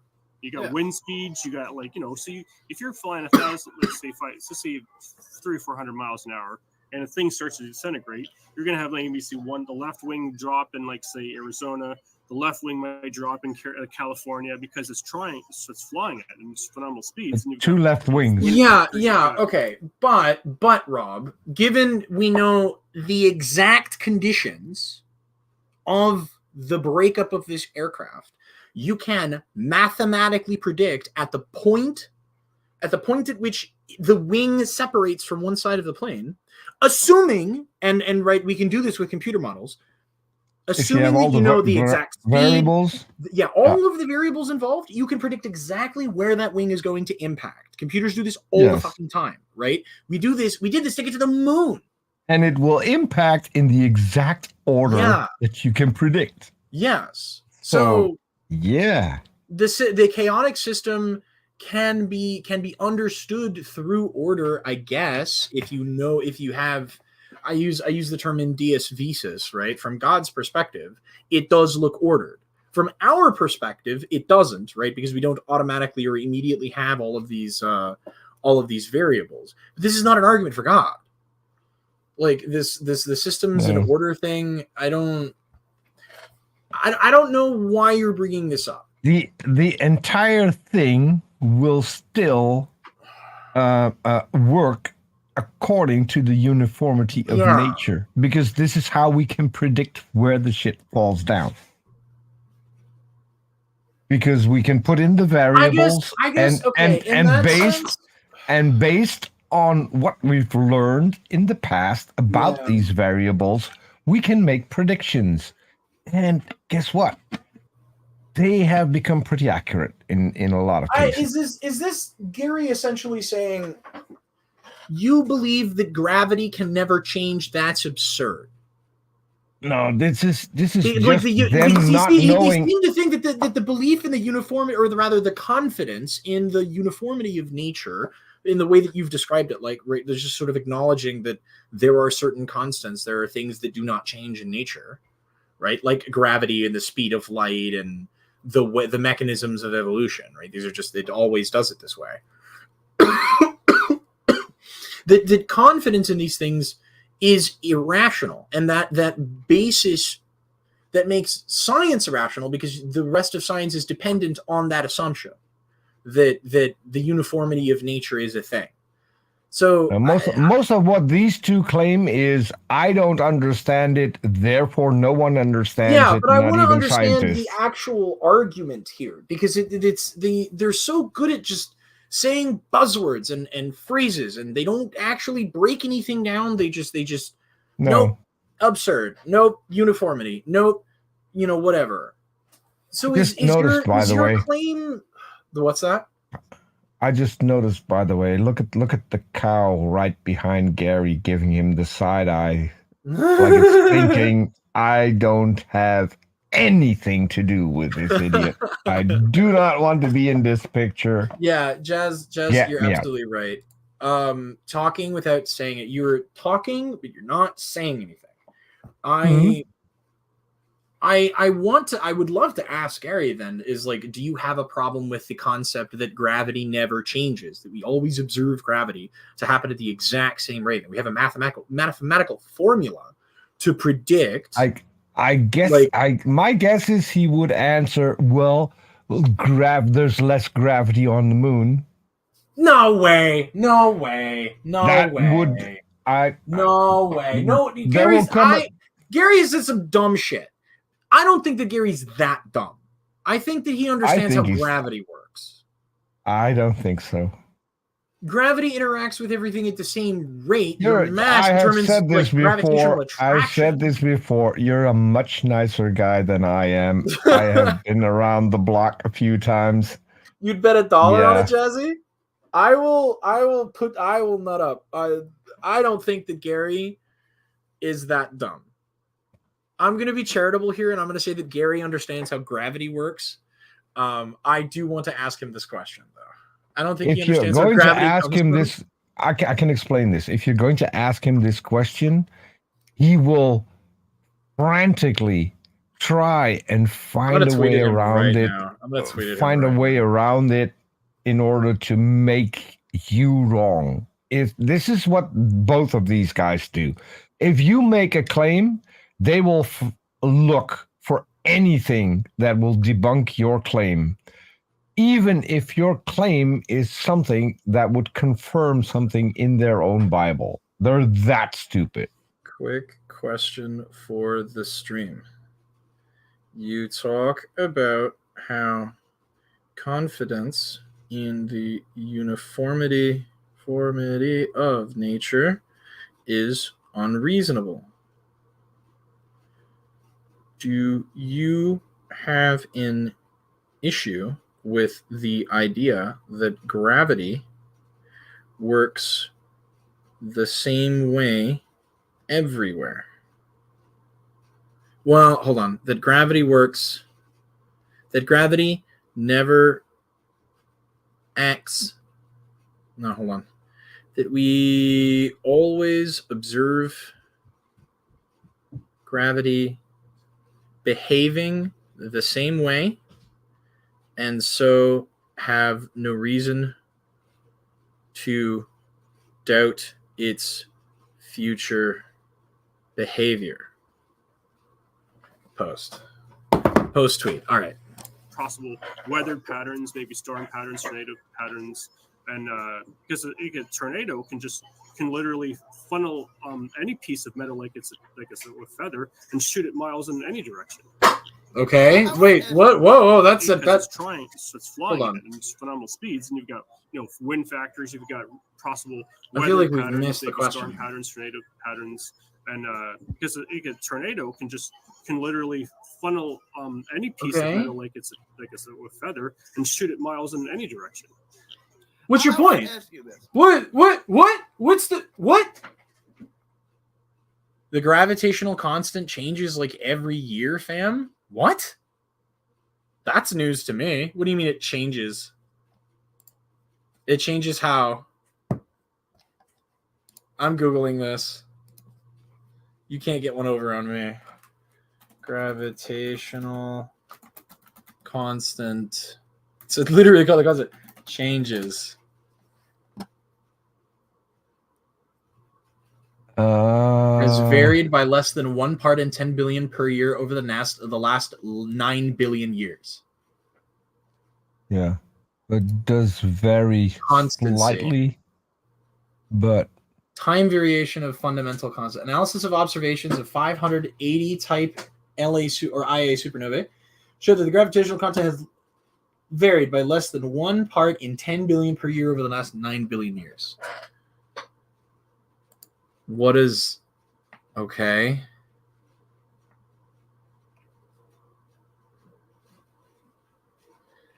Is this enough to notice that this doesn't throw off our calculations? We use it as a constant. They call it a constant. Difficult to measure with precision and conflicting. They're talking about Newton's gravitational constant, which I think was disproven by Einstein. I'm not entirely sure, but I think it was disproven by the theory of special relativity. Not sure because I'm not a cosmologist, so that's not my field. A meaningful test on the time variation of G, which is the gravitational constant, would require comparison with a non-gravitational force to obtain a dimensionless quantity through the ratio of gravitational force to the electrostatic force between the two electrons, which in turn is related to the dimensionless fine structure constant. This is physics. I don't understand any of this. No. I'm having an aneurysm. I think it's safe to say that we observe gravity, observe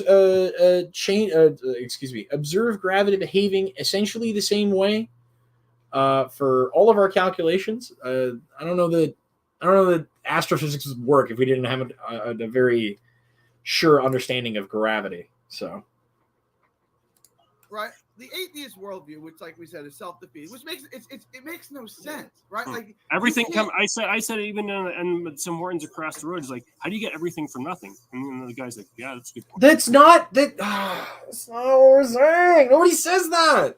Nobody says that. The universe was compressed, yes, but that doesn't mean it's from nothing. Nobody's arguing ex nihilo. As a matter of fact, Stephen Hawking published they've got this not a hypothesis, but they've got a proposal for sort of origins of the universe, the famous shuttlecock thing, right? Where there is no like initial state. It just like expands, right? There is an initial state which is what we call the singularity, which no one knows exactly what that is. It's basically a tiny dot of tremendous energy. The fun fact is that time started with the expansion event, but if you go back far enough, at some point you get to where 1 second becomes infinity, which means that it has always existed. These are things you cannot envision through logic. Our math just breaks down. We don't have the tools to study what happens after that wall, I guess. After Planck time. Yeah, but that doesn't mean that before Planck time. Yeah. Before Planck time, so that's where the laws, the current laws of physics break down. Noble, no. It's not like God saying, "Let there be light," because the difference here is that this is an unguided process. That we're just saying. And also, there wasn't any light. There wasn't any light at the expansion event, and it took a very, very, very long time for there to be light. Not even because stars had to form before there was light. Because that's where we get light from stars. Yeah. Noble, the problem with what you're saying is that you're presuming. I don't know why you're bringing up black body radiation. You're presuming the existence of this secondary thing that then guided this process. You have to demonstrate that thing exists, right? Before you can like confidently make the claim, and then we can figure out whether or not that works. But you have to demonstrate that the thing exists first. To assume otherwise is silly, right? Because then you're just saying a thing without presenting it to anyone. Perfect order. My question is this, right? And if you ask most normal people in the United States and Canada, they subscribe to this ridiculous theory. What do you think the atheist and that side, the godless side, has done so well to convince people not to think? And we've demonstrated it. We've demonstrated to people. We have shown it to people. Should we burst this bubble that the guy who came up with the Big Bang Theory was a Christian? I mean, is that true? Yes. Well, but they wouldn't call him a Christian. George Lemaitre was a Catholic priest. He came up. Oh, they especially wouldn't call him a Christian. Well, yeah, he still believes in the God of the Bible. He still thinks that Jesus is his Lord and Savior. So yeah, you guys. Well, Gary is the intellectually superior person here, so I figure what he considers to be a Christian is probably good enough. Mm-hmm. Oh, yeah. My God. To accept this, like, how have they been so effective?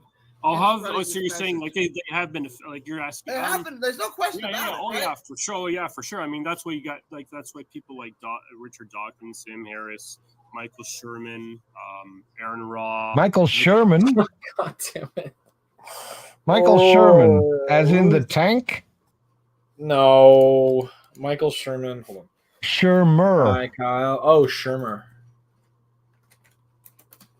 Is this guy one of the Four Horsemen? Yeah, none of which are cosmologists, by the way. Yeah, they're all just writers. I can't figure out for life. I think Dawkins he's an educated person, right? And Dawkins is an evolutionary biologist. Yeah, Dawkins is like he's a doctor.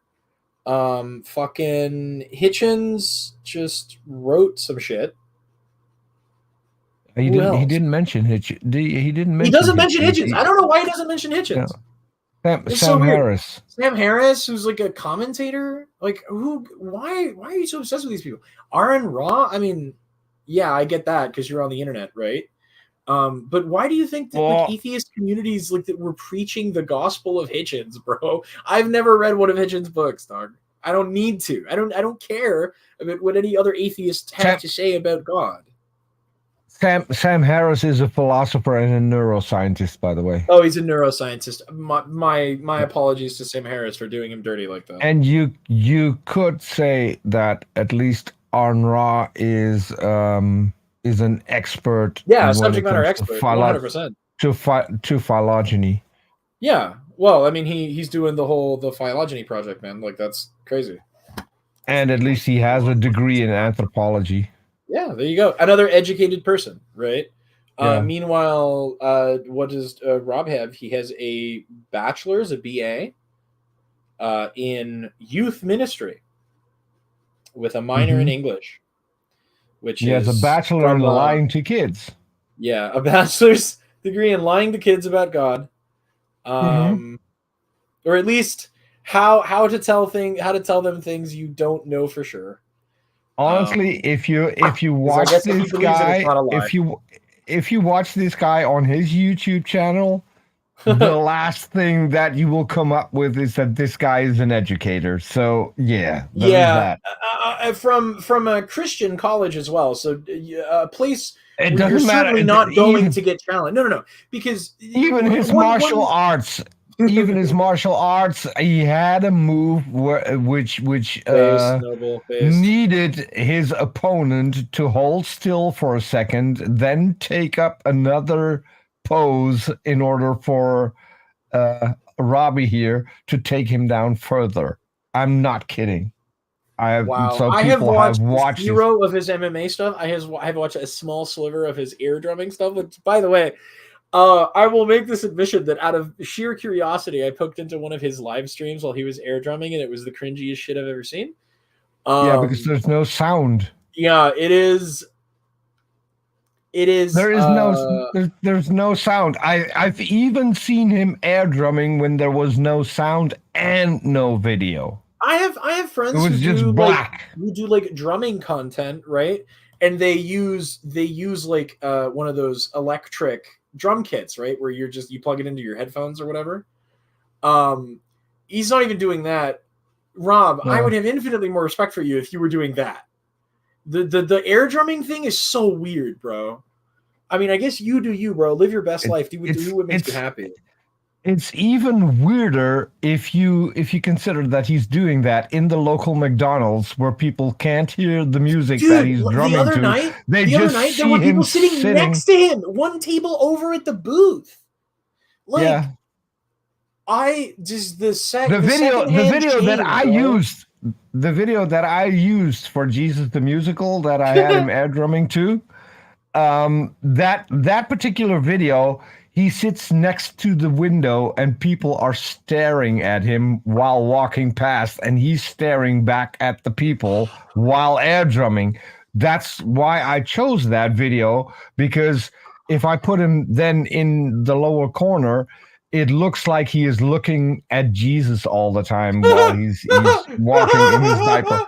That's so fucked, dude. That's why I picked that particular video. Oh my god. We need to do a documentary on Rob. I want to know where the air drumming comes from, bro. I need to know where the air drumming started. Oh my god. What a story. What he told me, it is very good for his mental health. If he's in an overload, he goes into air drumming, and then that's how he blows out steam.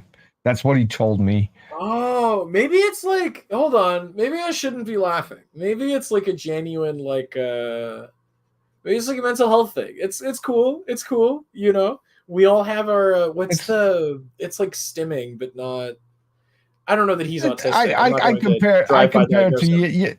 We've all seen the video of the 5-year-old kid not getting his way and then laying on his back. No, in an aisle, having a tantrum. No. I don't want to do that. I don't want to do that. I would be willing to accept. I would be willing to accept that maybe this is just something he's been doing his whole life out of like, this is like a stress, like a stress relieving maneuver. I do when I get like really overwhelmed, I'd like stretch. That's just what I do. I'm like I get it all out physically. I can totally understand this. I can totally understand that. I wish for his own sake that he wouldn't do it in public. Just because it's, I mean, live your best life, bro. Like be open and honest and earnest about who you are. Never let anyone what I do. But no, that's not what I mean. That's not what I mean. That is not what I mean. Yeah, no. What I do is way cooler. I get in my car.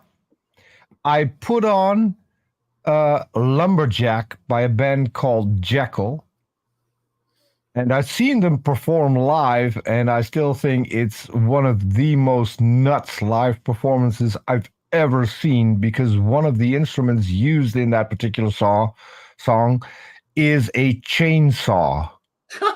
which the guy is wielding above his head, and he's got longer hair than I have, and all it would take is just a strain of his hair getting into the chainsaw, and he would kill himself on stage. But what I will do is I put on that song, turn it up to 11, drive around through town, and then with the gas pedal of my car, I will mimic the sound of the chainsaw. Which, I mean, that's pretty cool. That's pretty cool, man.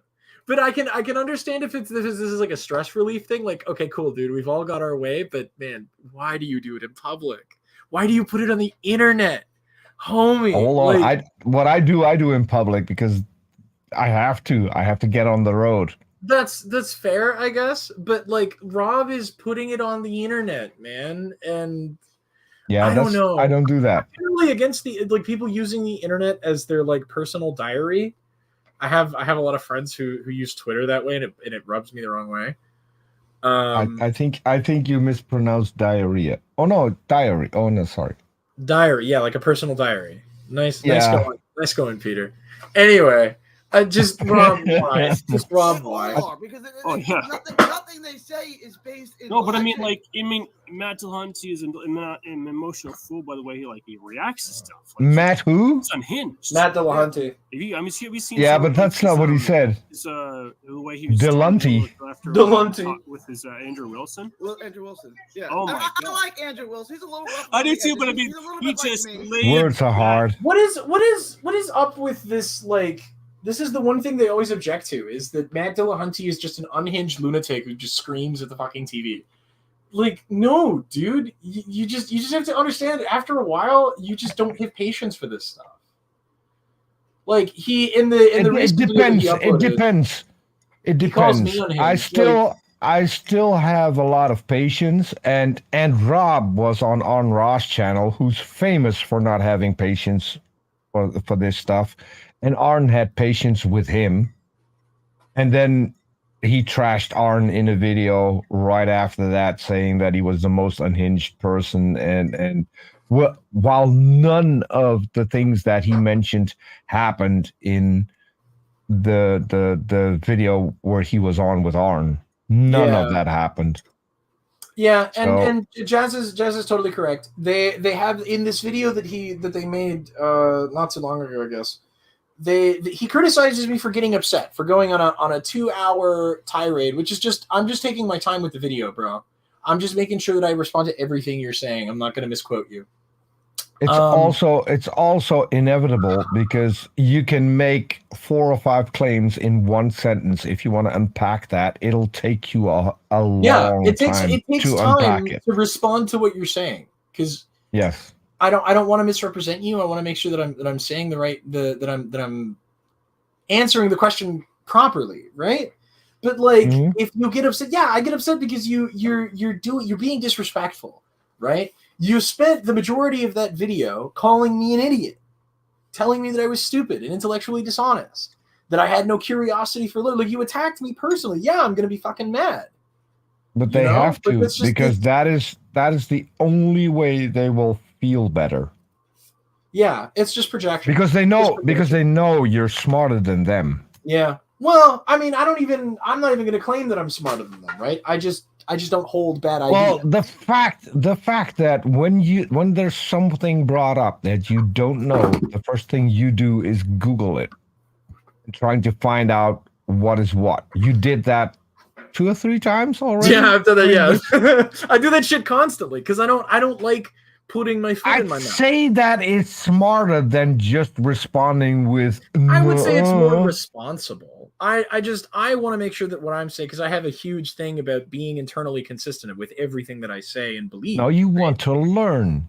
I want to learn. Like I want to make sure that I'm know. Yeah, and I'm curious about the world. That's why I've been spending the last month and a half just studying this religion nonstop and studying these people nonstop. All I want to do is learn about that. That's why we're here, dude.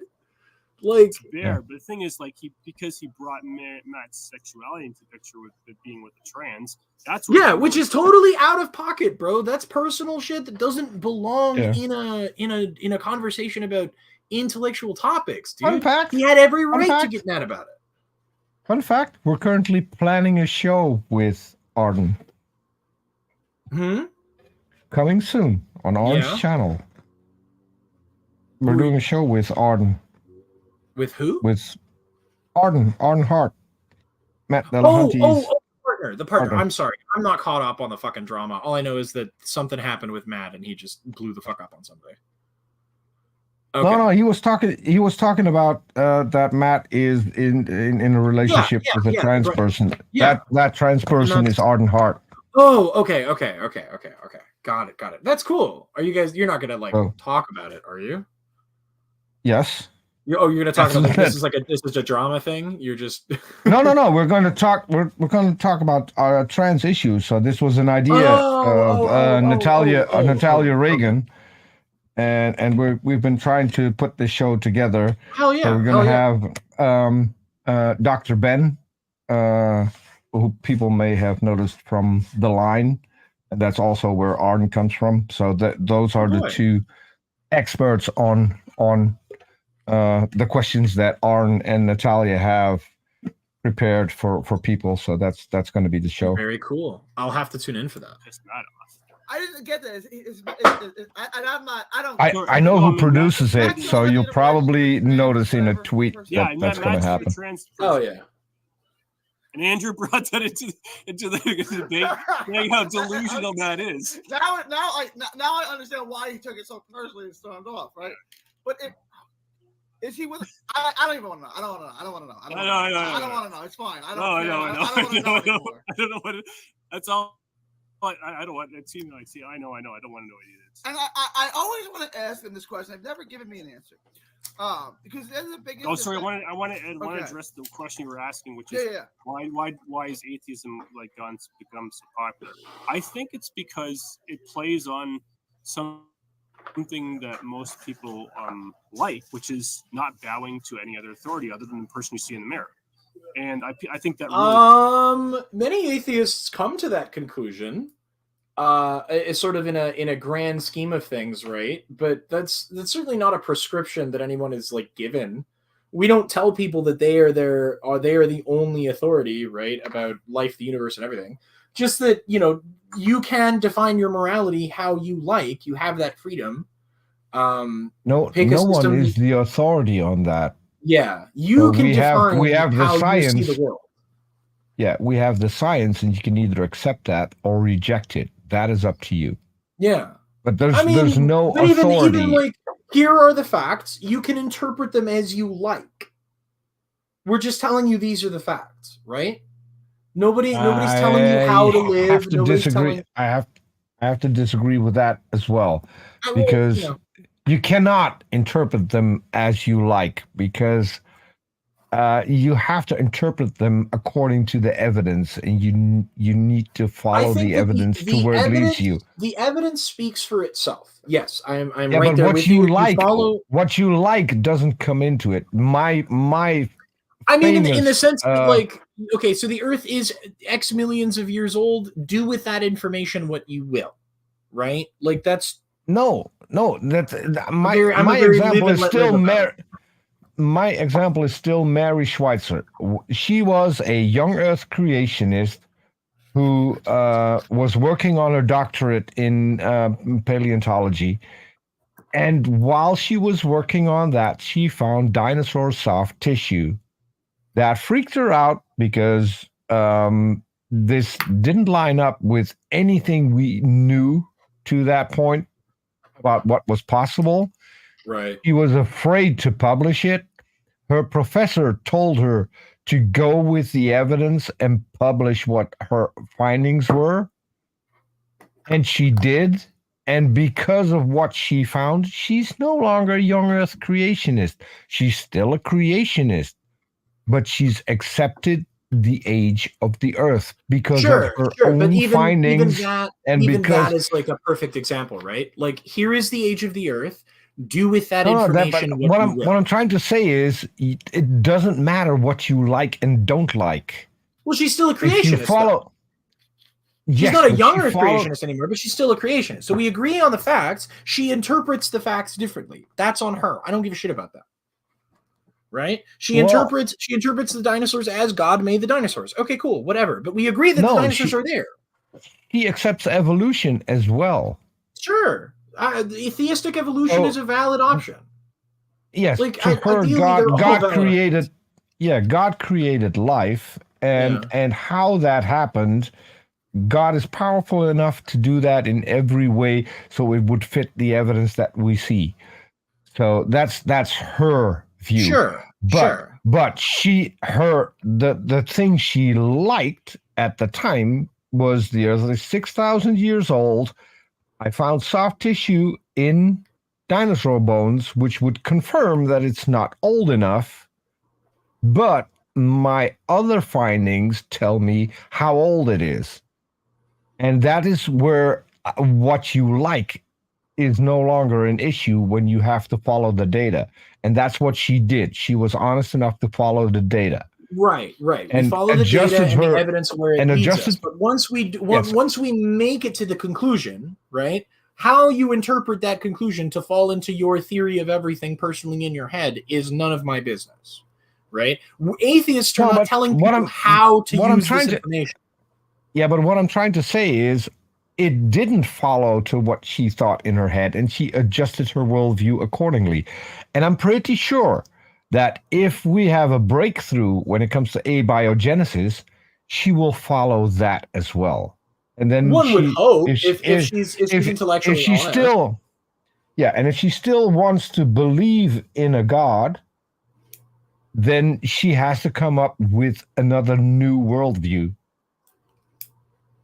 So, and I think she might be honest enough to do that. Yeah.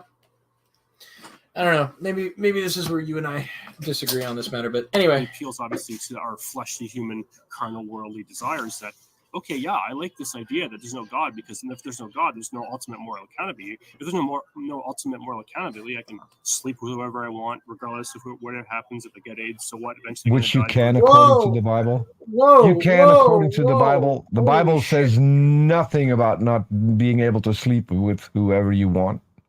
Why are we bringing AIDS into this? Because you condemn a bunch of things that most people wouldn't think are like worthy of the death penalty, bro. This is how corrupt the morality of a young Earth creationist is. It's worse than the morality that is being displayed in the Bible.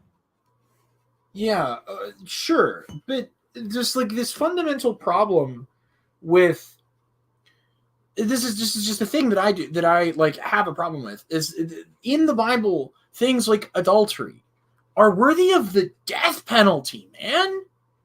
Like, you're really fucking anal, no joke intended, about this one particular kind of sexual It depends encounter? on how you see it. It depends on how you see it, because if your brother dies and if he had no children, but he did have a wife, then you're obligated to fuck your brother's wife until she gets children. Yeah. No, I get that. But this weird, like, obsession that they have about what other people do with consenting if adults, you're married, which if you're married would be adultery, wouldn't it?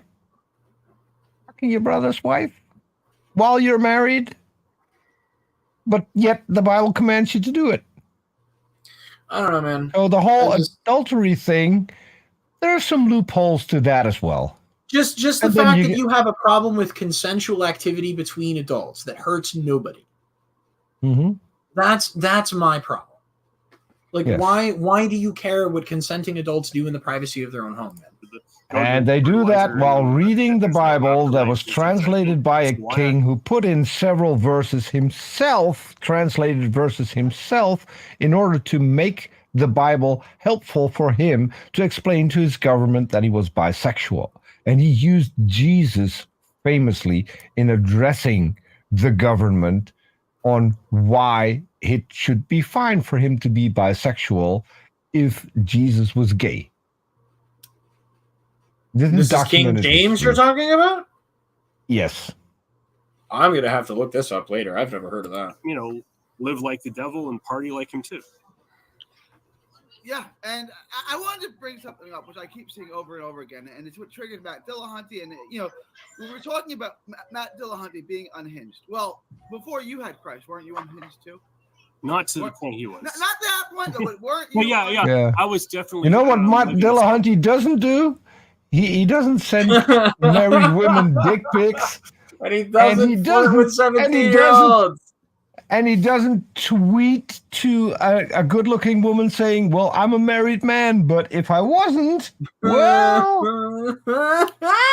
Those are the two Lechery, guys adultery. You have committed adultery in your mind. Life, Yes. Yeah, I was never an atheist. Before I was a Christian, I wasn't an atheist. No, even in the mire of my sexual sin. Which is weird, because Gary goes on to talk about how he was raised in a quote-unquote secular home, but he knew from the get-go that Christianity was the truth, and he famously points to this argument that he had with his, like, 8th grade biology teacher when talking about evolution. He's like, that doesn't make any sense. Just think about it. And she was like, oh, wow, I guess it doesn't make sense. Citation fucking needed, but okay. I know the citation. It's called a movie, and it's the title of the movie is God's Not Dead. No way. I remember very clearly when it was a strip. That's where he got that from. You ripped it from God's Not Dead. Like a leaf, because I could feel and sense the conviction of the Spirit so strongly against me that. Rob, this sounds like abuse. It sounds like you are suffering. You suffered abuse.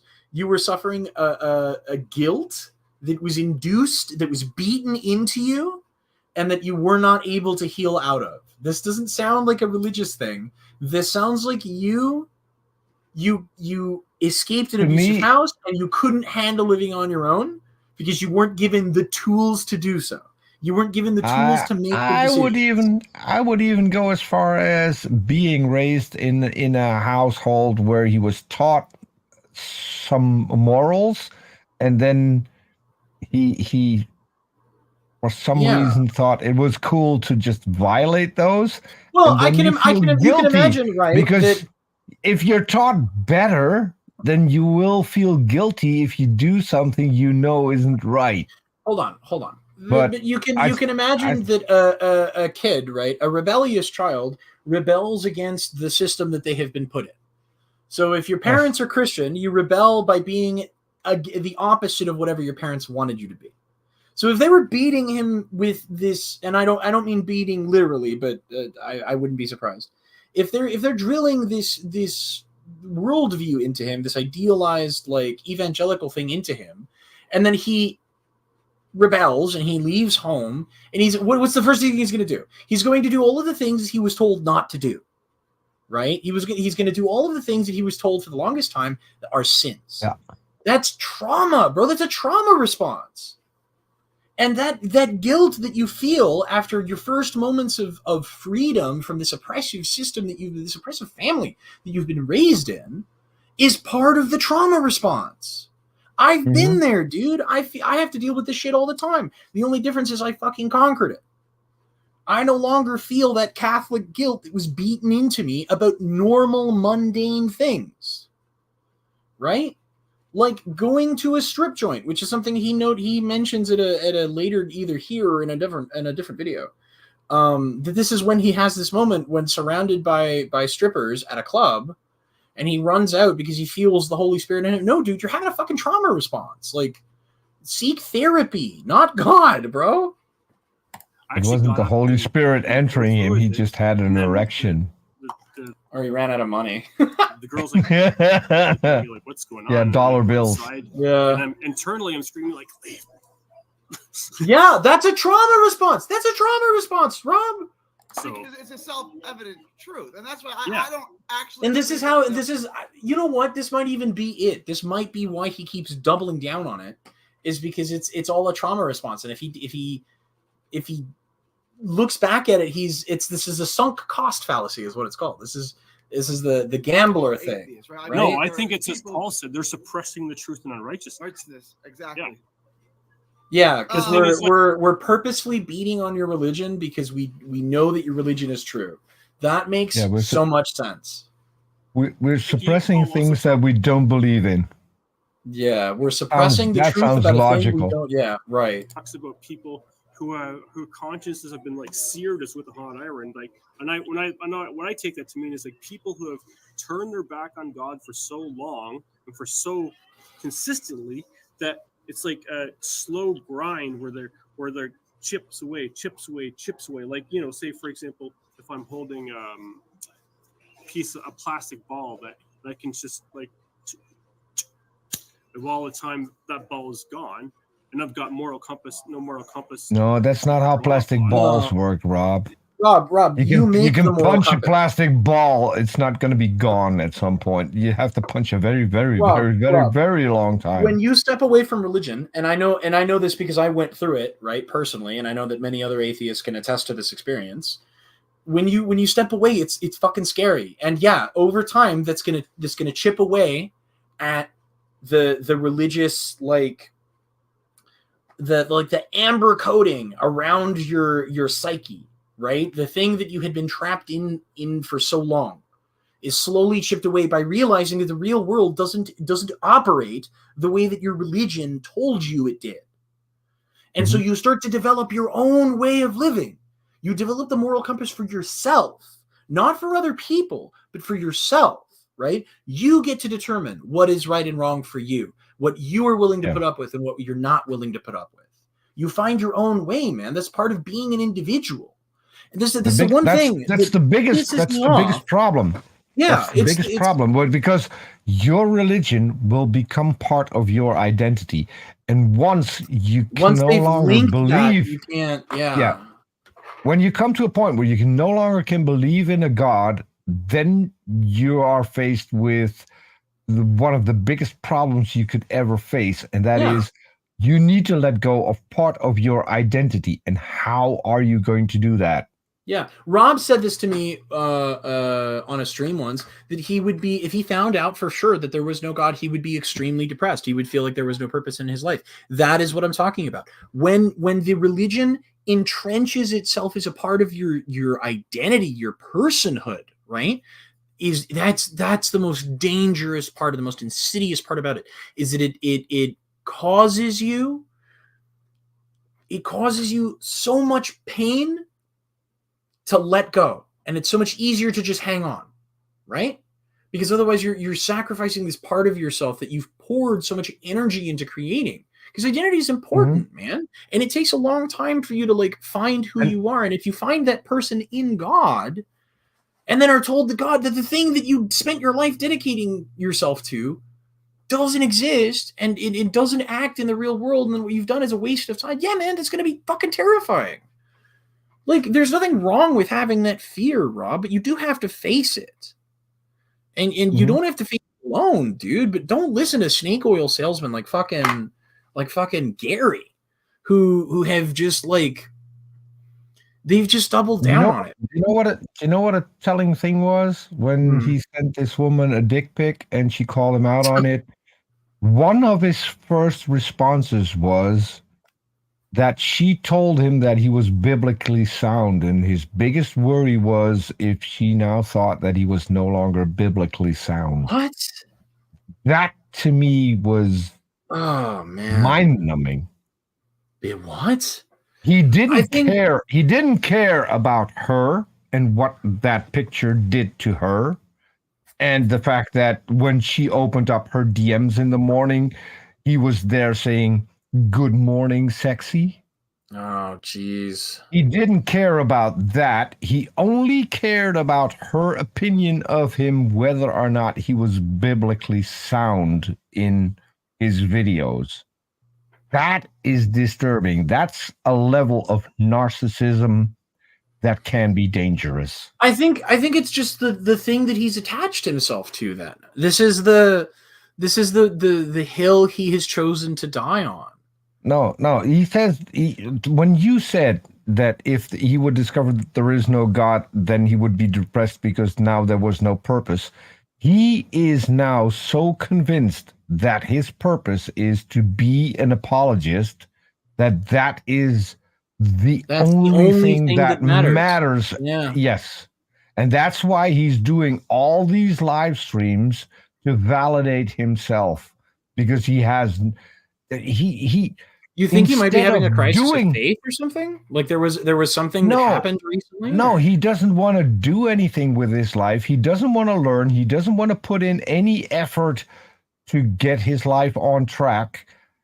Being an apologist is the most easy way. And if you find out that people get paid for this, I mean, yeah, that could work, right? Why is he? You don't have to do any. Who doesn't? This guy doesn't make any fucking money off of this. Yeah, you don't have to do anything. Just ramble along on YouTube and get your money that way. Apologists that are successful are people who like do stuff at churches. They're like leaders of a church. Maybe that's why he's trying to get into it. Because there's like I told you, we're gonna have to look at it at some point. There's a bunch of like his ministry work. He's done sermons and preached at like at least one or two churches. Yeah. I posted the picture of the church. I mean, you're not going to tell me that how many people does there may that have church been more hold? than one. There may have been more than one. That church is the church that the pastor who hosts his stuff is at currently. I don't know. I know very little about this guy's personal life. There are people that have sheds that are bigger. Yeah. Oh, let's finish. And I'm talking about the ordinary tool garden shed where you just keep your gardening tools that are bigger. Lamau. God is the one who creates morality, and Joel even says that God creates us with the moral compass, that God writes his law on her. So why don't you have one? Know right from wrong and have a Rob? sense of how to live. Come on, Peter. They don't have the light of Christ because God's written the law on their heart. I mean, this is a valid thing to say. I told you you're nicer than I am. I'm not letting this go because so far he has yet to make an apology for what he did, and he doesn't. I mean, he apologized in a very general sense, and Lizzie accepted the apology, and even promoted him later. It's a non-apology because he right after he apologized, the next morning he DM'd her with "Hello, sexy." If he was serious, that wouldn't have happened. Well, that would not have happened. He seems pretty sincere after Mike Winger called him out. Did you see that, by the way? Mike Winger, of all people, called out Rob Groen and said that he shouldn't be teaching or preaching or doing any apologetics works. He shouldn't be. He shouldn't be. Man. Anyway. People say, when you say it's immoral because God said so, that's an appeal to authority. No, it's not. Okay, it's not immoral because God said so. It's immoral because that's how God made you. God made you in His image. God's not because God said so. A liar. Mhm. God's No, not a but cheater. here's the God's thing. not a If pervert. God, here's if the God thing, made like- you in his, I have a question. If God made you in his image, and if God made women in his image, then how come the trans people are wrong? Yeah, how does God make mistakes there, buddy? we're I stupid mean, with that argument. To They're begin the with. It's image like, of both use- images that God made, right? I don't know, man. The trans thing is If- just a completely different can If of God's worms. image can be male or female, it apparently can be both. Intersex I'm people just one, saying. God zero. parallel analogy. And Let's intersex say people I'm the exist as creator well. Of, this cell phone, and I've written the code for my cell phone. I don't have to abide by the same laws that this cell phone is guided by when it's programming. Right. I can Cell chuck it phone against is the wall. I can destroy not it. Yeah. a lot I'm not being property. immoral. I'm It's- its creator. So by the same standard, if God chooses to do with that with us, why is he moral? And then the obvious question, and this is what I want to spend another show on, is when they say God is immoral. But what immoral standard? By what standard? By their standard, by their internal conception of what morality means for them. That's- Even worse, by God's standard. God Yeah. says in the Ten Commandments, "Thou shalt not kill." And Yeah. how many people does God kill? What did God do during Noah's flood? He killed everything. Yeah. God has killed more babies than me. I think that makes me more Yeah. moral than him. Yes. I don't know how else to slice it, buddy. You Yeah. don't have one, right? Like You don't have one. to you, everything is pizza or tacos, Kobe What? or LeBron, right? Yeah, it's an opinion, a I preference. like It this, doesn't mean I anything. don't like that. Right? Preference isn't. You would not say if someone's like, "I like chocolate ice cream better than vanilla." And we're You like, so wouldn't what? say that person is moral or immoral. They just have different tastes. Yeah, right? I mean, I like chocolate over vanilla, but that's just a preference. It's not a moral decision. I like Manila. over chocolate. Yeah. Now we can't be friends. Manila. He loves Manila. That's where loves- he he was loves during Manila. his sexcapades, man, in Manila. Yeah, that's and they've got some cheap mail order brides too. There you go. Mail Manila. order. Get it? And the important preferences can't be moral. Moral has to be above preferences, right? So Well, when that's they what, say, Yes, that's, correct. I mean, you've read it, and as a rough draft, that's what I got to in my the reason why atheism doesn't work on a moral level. that's it's next week's show. Because it has no moral objectivity from withdraw it become, because it's philosophically subjective. Yes, as in, it is subjective. It does not need an objective standard. Atheism is Yes. the whole thing is subjectivity. And Yes. fun fact, God's morality is subjective too, because it comes from God, who is a subject. Yeah. It's not objective. Objective literally means absent a mind. So unless you think that God is mindless, then I mean, God could be a computer. God could. I would actually be willing to accept the argument that God has no free will. God can't have free will. Surely not how they present it, but I would be like, He can't. I would be okay. If God knows the final outcome of anything, Well, then it would. And he doesn't have- That's then more he doesn't have the- omniscience. then he doesn't have the power to change it. Or that he's would make him not either omnipotent. But if he does have the power to change it, he can't have the will to change it. So he can't have free will. There's no way God can have free will. You just can't have all three. You can't have omnipotent, omniscient, and omnibenevolent. Yeah. You can even swap out omnibenevolence for free will, and you still can't have all three. And God didn't have free will because he created Adam and Eve. Creation was, as he said, it was good, and then it all went to shit, and he had to kill everyone during Noah's flood. Make imperfect decisions. How does a perfect being make mistakes? How does a perfect being have to correct himself? None of this makes any sense. inference and induction. But then they'll tell you that the God of the Bible is immoral, right? Like Well, that's what I moral mean. is subjective, but the God of the Bible is immoral. It's like I mean, I think personally that your God is immoral. Yes, I think that your God is evil. I'm not making an objective statement. If your God makes a rule for you that you can buy your slaves from the people that surround you, and you can keep them as your slaves and pass them on to your children as an inheritance, then yes, that God is immoral.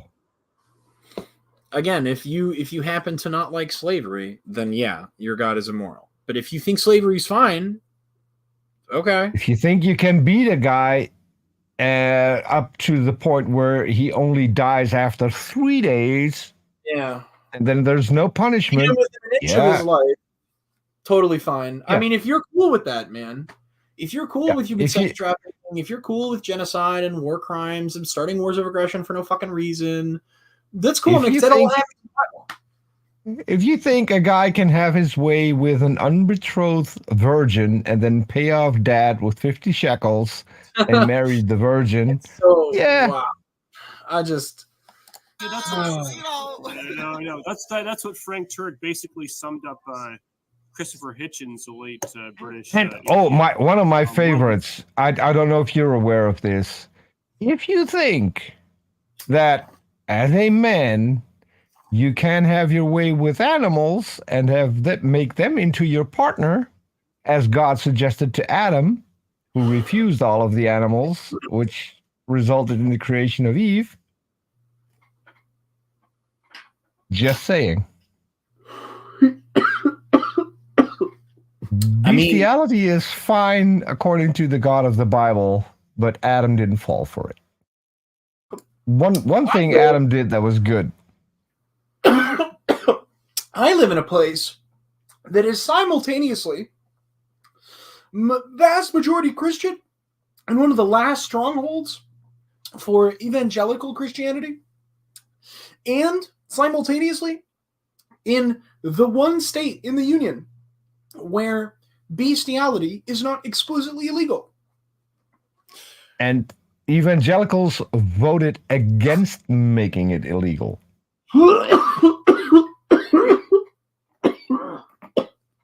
Excuse me.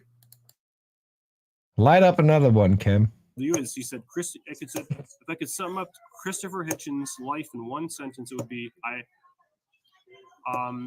do not believe. Don't you judge me. Don't you judge me. I'm just saying that because I just lit one up, and when I cough, I just mute. Ah, man, I'm on the struggle bus. Even our God doesn't exist. I'm on the struggle bus. Oh my God. That's as illogical and as stupid as that sounds. That's true. Hey, Noble, cut that out. We don't like zoophiles. We're not cool with zoophiles. Oh my God. This is the one time I don't want my voice to fail me. We are not cool with zoophiles. We don't like them. They are not welcome.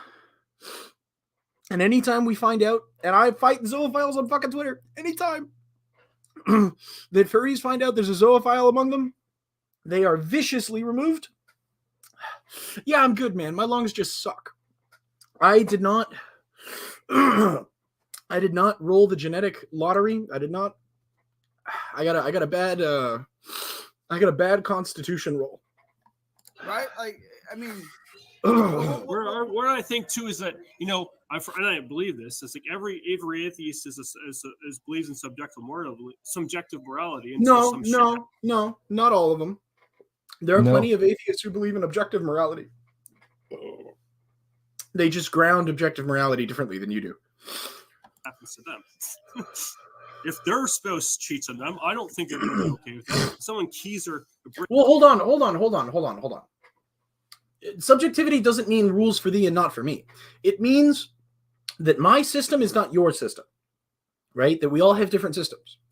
So for some people, yeah, cheating, like myself or Peter, for instance, where we don't really have a concept of cheating, because we're. Hold on. I can actually talk about this because I was single and I smoke, so I bought my tobacco at a specific store near where I live, and there were several women behind the counter where I bought my tobacco.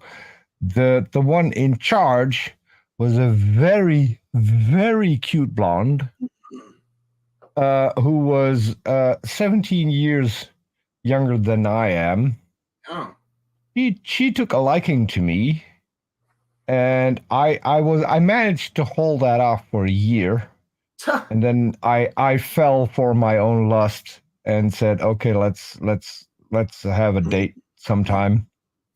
So I ended up in a relationship with this very cute blonde who happened to be in a relationship with another cute blonde who worked at the same store at the same counter. You were the other man. What the fuck? And so I didn't know about this relationship until a threesome was suggested. And I mean, show me a guy who says no to a threesome with two women, and I'll show you a liar. I asked Rob on the air. Yeah, it's preserved on my channel forever. I told him. I asked him if two women came up to you and said, "Hey, man," and he said, "Nope, I'm a one-woman man," and I was like, "All right." Yeah. Long story short, we ended up living together, and I had a major problem because at some point, the first blonde that I mentioned that was 17 years younger than me came up to me and said, "Hey, we need to talk." Uh-oh. Because when I'm not around, you don't show any interest in Stephanie.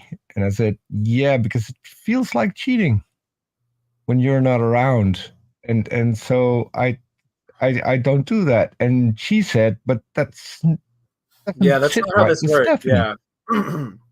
This is not how this works. And so it took me a lot of talking and a lot of trying to understand new things that I wasn't aware of because I've never been in a relationship with two people at the same time. Yeah. In order to counter the whole thing of committing adultery, as they would call it. It felt like cheating to me when it absolutely wasn't, because this is how polyamory works. Yeah. I mean, and if everyone's okay with it, then everyone should be okay with it. And I was okay with it, and still deep down, I wasn't. And I had to learn how to be okay with it. Yeah. No, because like this is the one fundamental thing that they're like against, right? Christianity is fundamentally anti-consent. It doesn't care about whether or not you want to do a thing. It doesn't care about whether or not you're cool with a thing. You have to do it because God says, and you're not allowed to tell God no. It's fundamentally anti-consent. Fundamentally anti-consent. And the only one who has to consent is the man. The woman has there's no reason to give consent, as Rob has also stated on his Twitter account. Is that the wife should sexually submit to her partner, and when I engaged with him, I put myself in that situation, right? I took the role of the wife for a moment in argumentation, and I said, I think it's really fucked that you think that I should be forced to have sex with somebody just because I'm in a relationship with them whenever they want. I like, that's so weird. And he brushed me off. And he's like, no, silly. It's not whenever. It's just, when it happens, it has to happen. What? I'm probably misquoting. That is whenever. I can't read it. Yeah. It's like, he's blocked me, so I probably can't look at the tweets anymore. Now I'm curious. I actually want to know exactly. I want to quote him properly. I thought it was like appalling as shit that he said it at all. Hold on. I'm gonna go to my profile. From at Project Sex.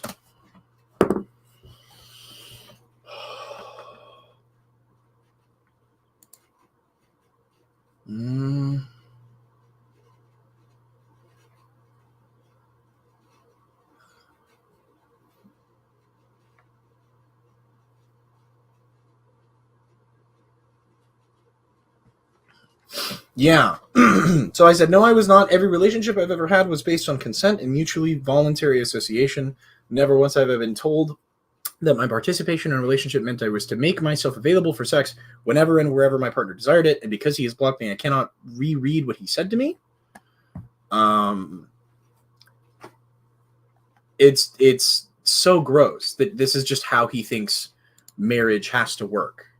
Like this is what the Christian mindset sets you up for. I really want to get into this video. Breaks their car and steal and smash. Oh my god, because we've been going for almost 2.5 hours. The one thing I want to talk about, right, because we talked about it a lot, and we'll go with the moral argument next time, because I really like the moral argument. The moral argument is there is no moral argument. As a defense of God. Sure. I want to ask you, you've mentioned your sexual sin in the past. I've had to struggle with sexual sin in the past. Matt Dillahunty's his sexual sin is obviously driving him insane. What the fuck? What is this? What is Matt Dillahunty's sexual sin? He's in a committed heterosexual, ostensibly, fucking monogamous relationship with a single person. And it's like a long established thing. Also, the concept of sin doesn't apply to him because he's not a Christian. Yeah, your rules don't apply to him, dude. These are the weird rules for your club. It comes down to they don't like the sexual standard set by God. They don't want one man, one woman in marriage. Well, yeah, exactly. If that's somebody's problem with it, they're allowed to have that problem with it. You act like that is unreasonable. Yeah, the membership terms for your group require a thing that I don't want to do. Okay, so I'm not going to join your club. You see how that works? I don't have to be in a place that doesn't want me around, right? For being who I am, and you don't have to have a member of your congregation that doesn't follow the rules. You see how easy that is? We just self-select. I'm looking at a tweet that Robbie put out on April 30th. Yeah. Mary sinned. Mary had sex. Mary had kids after Jesus. Mary wasn't perfect. Mary is not the new Eve. Mary is not the Ark of the Covenant. Mary is not the Queen of Heaven. Mary is a sister in Christ. Hold on, comma, no more, comma, no less, period.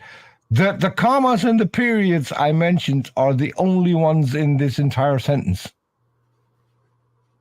Okay, the grammar aside. And this guy's going to write a book. Hold on. Grammar aside. Mary had other kids after Jesus, and this is a bad thing?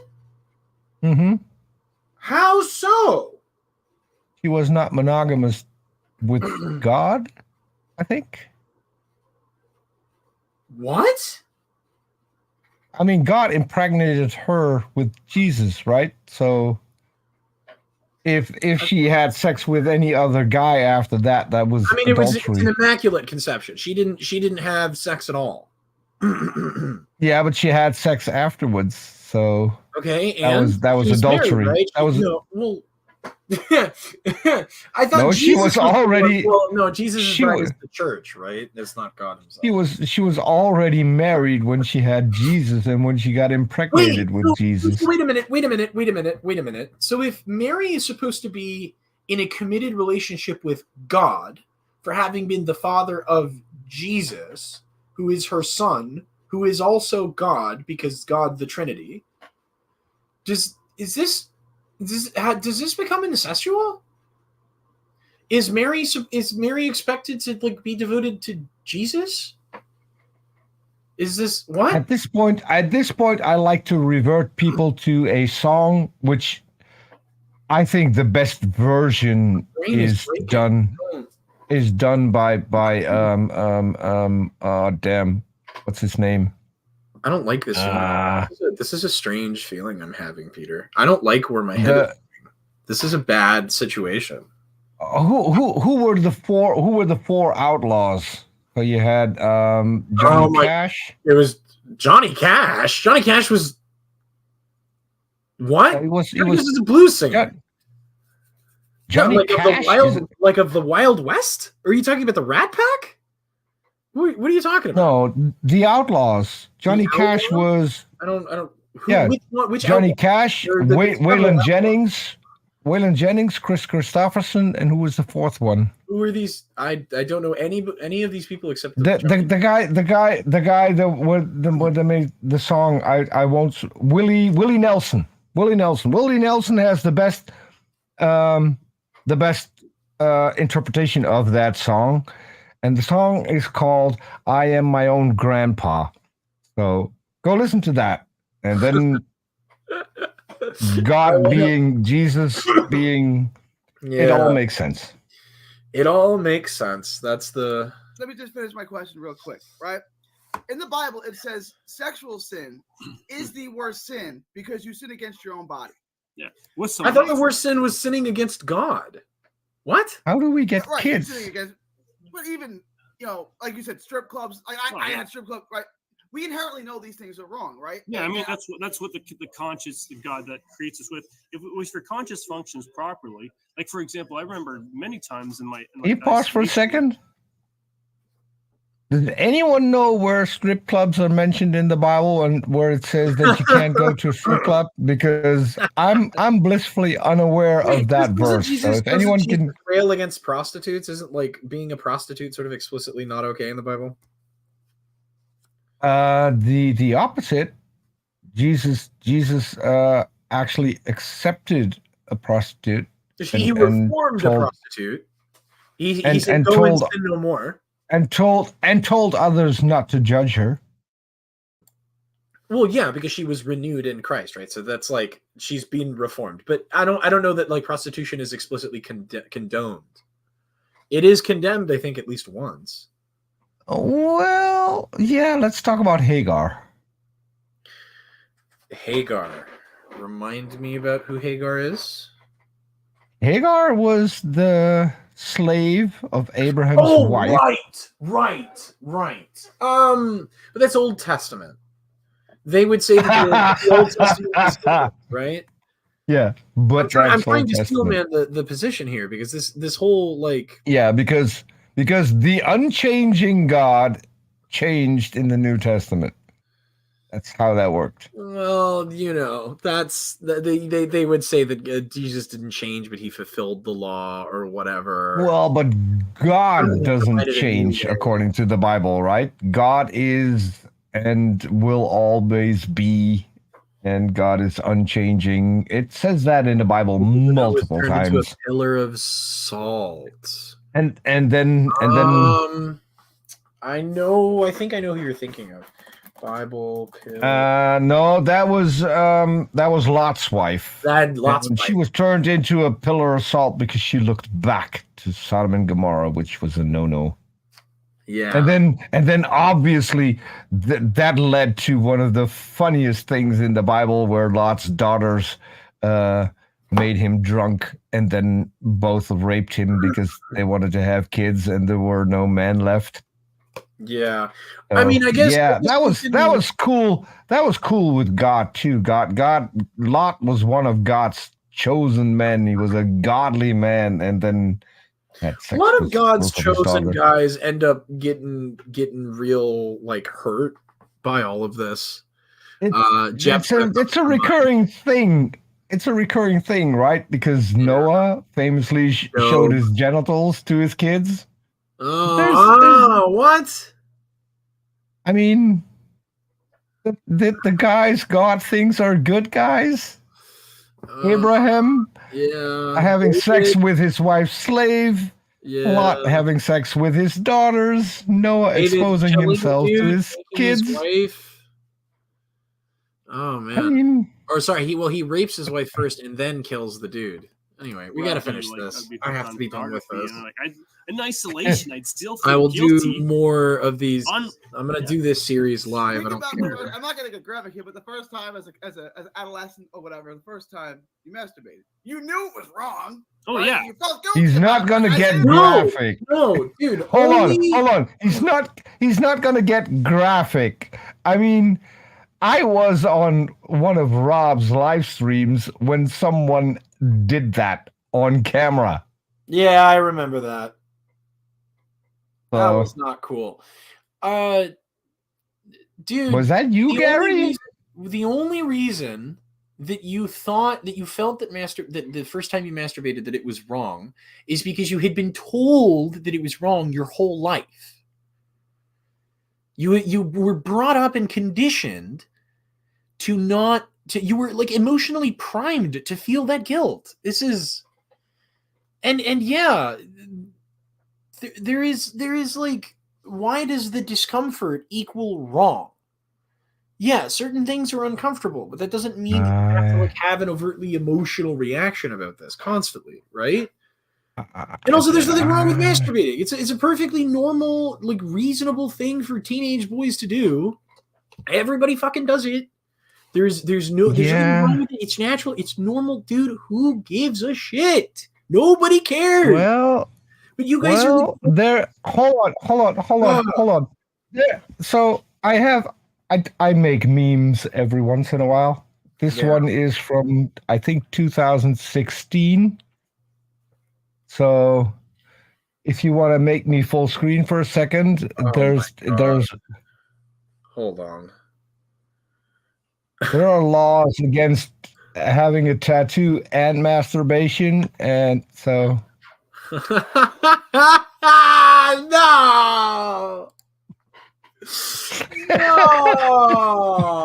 that's vile. It's to every single guy. That's vile. Yeah. Yeah. I mean, I've had people say, "Oh, you only feel like that because you have a religious background." I'm like, no. I mean, we have no idea. Yeah, we all have a. It's just stupid. I mean, no. I mean, I feel guilty. I mean, I feel guilty about less serious things. I felt guilty about like the smallest of lies. Like if I just because most people. I don't believe that, because he's been lying all this time about several things. He has no problem with lying. He believes it. That's the problem. He believes it. They're not lies. He's just misinformed. No, I called him out. He knows that he's telling things that are not true. He did videos about Arnra. He did videos about me. He did videos about you. And he said things that he knew were not true. So he knows he's lying. I don't know. I mean, he's done live streams when he's mentioned. Has he made videos about me? I don't think he's made anything about me. I think the live stream stuff seems to be more his speed now. He has talked about you he has talked about you in videos, whether or not there were live streams or recorded videos. I don't know. The vast majority of what he does are live streams. He stopped. I think the last video that here is the refutation to the phylogeny challenge, where he's like in an apartment recording to the computer. He's not speaking live to an audience. That's now the last one, because he did more recorded videos after that. So if they're no longer there, then if you look at his videos page, it's mostly just live streams. It's stuff he's been doing on StreamYard.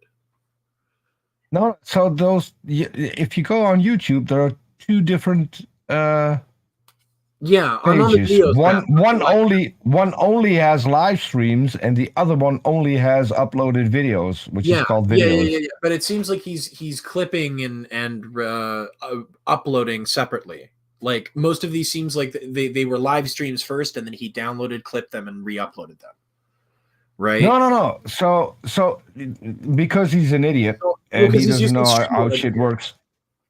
No, so if you go to his live thing, you can see that there are several shows that are upcoming and way past their time when they should be live.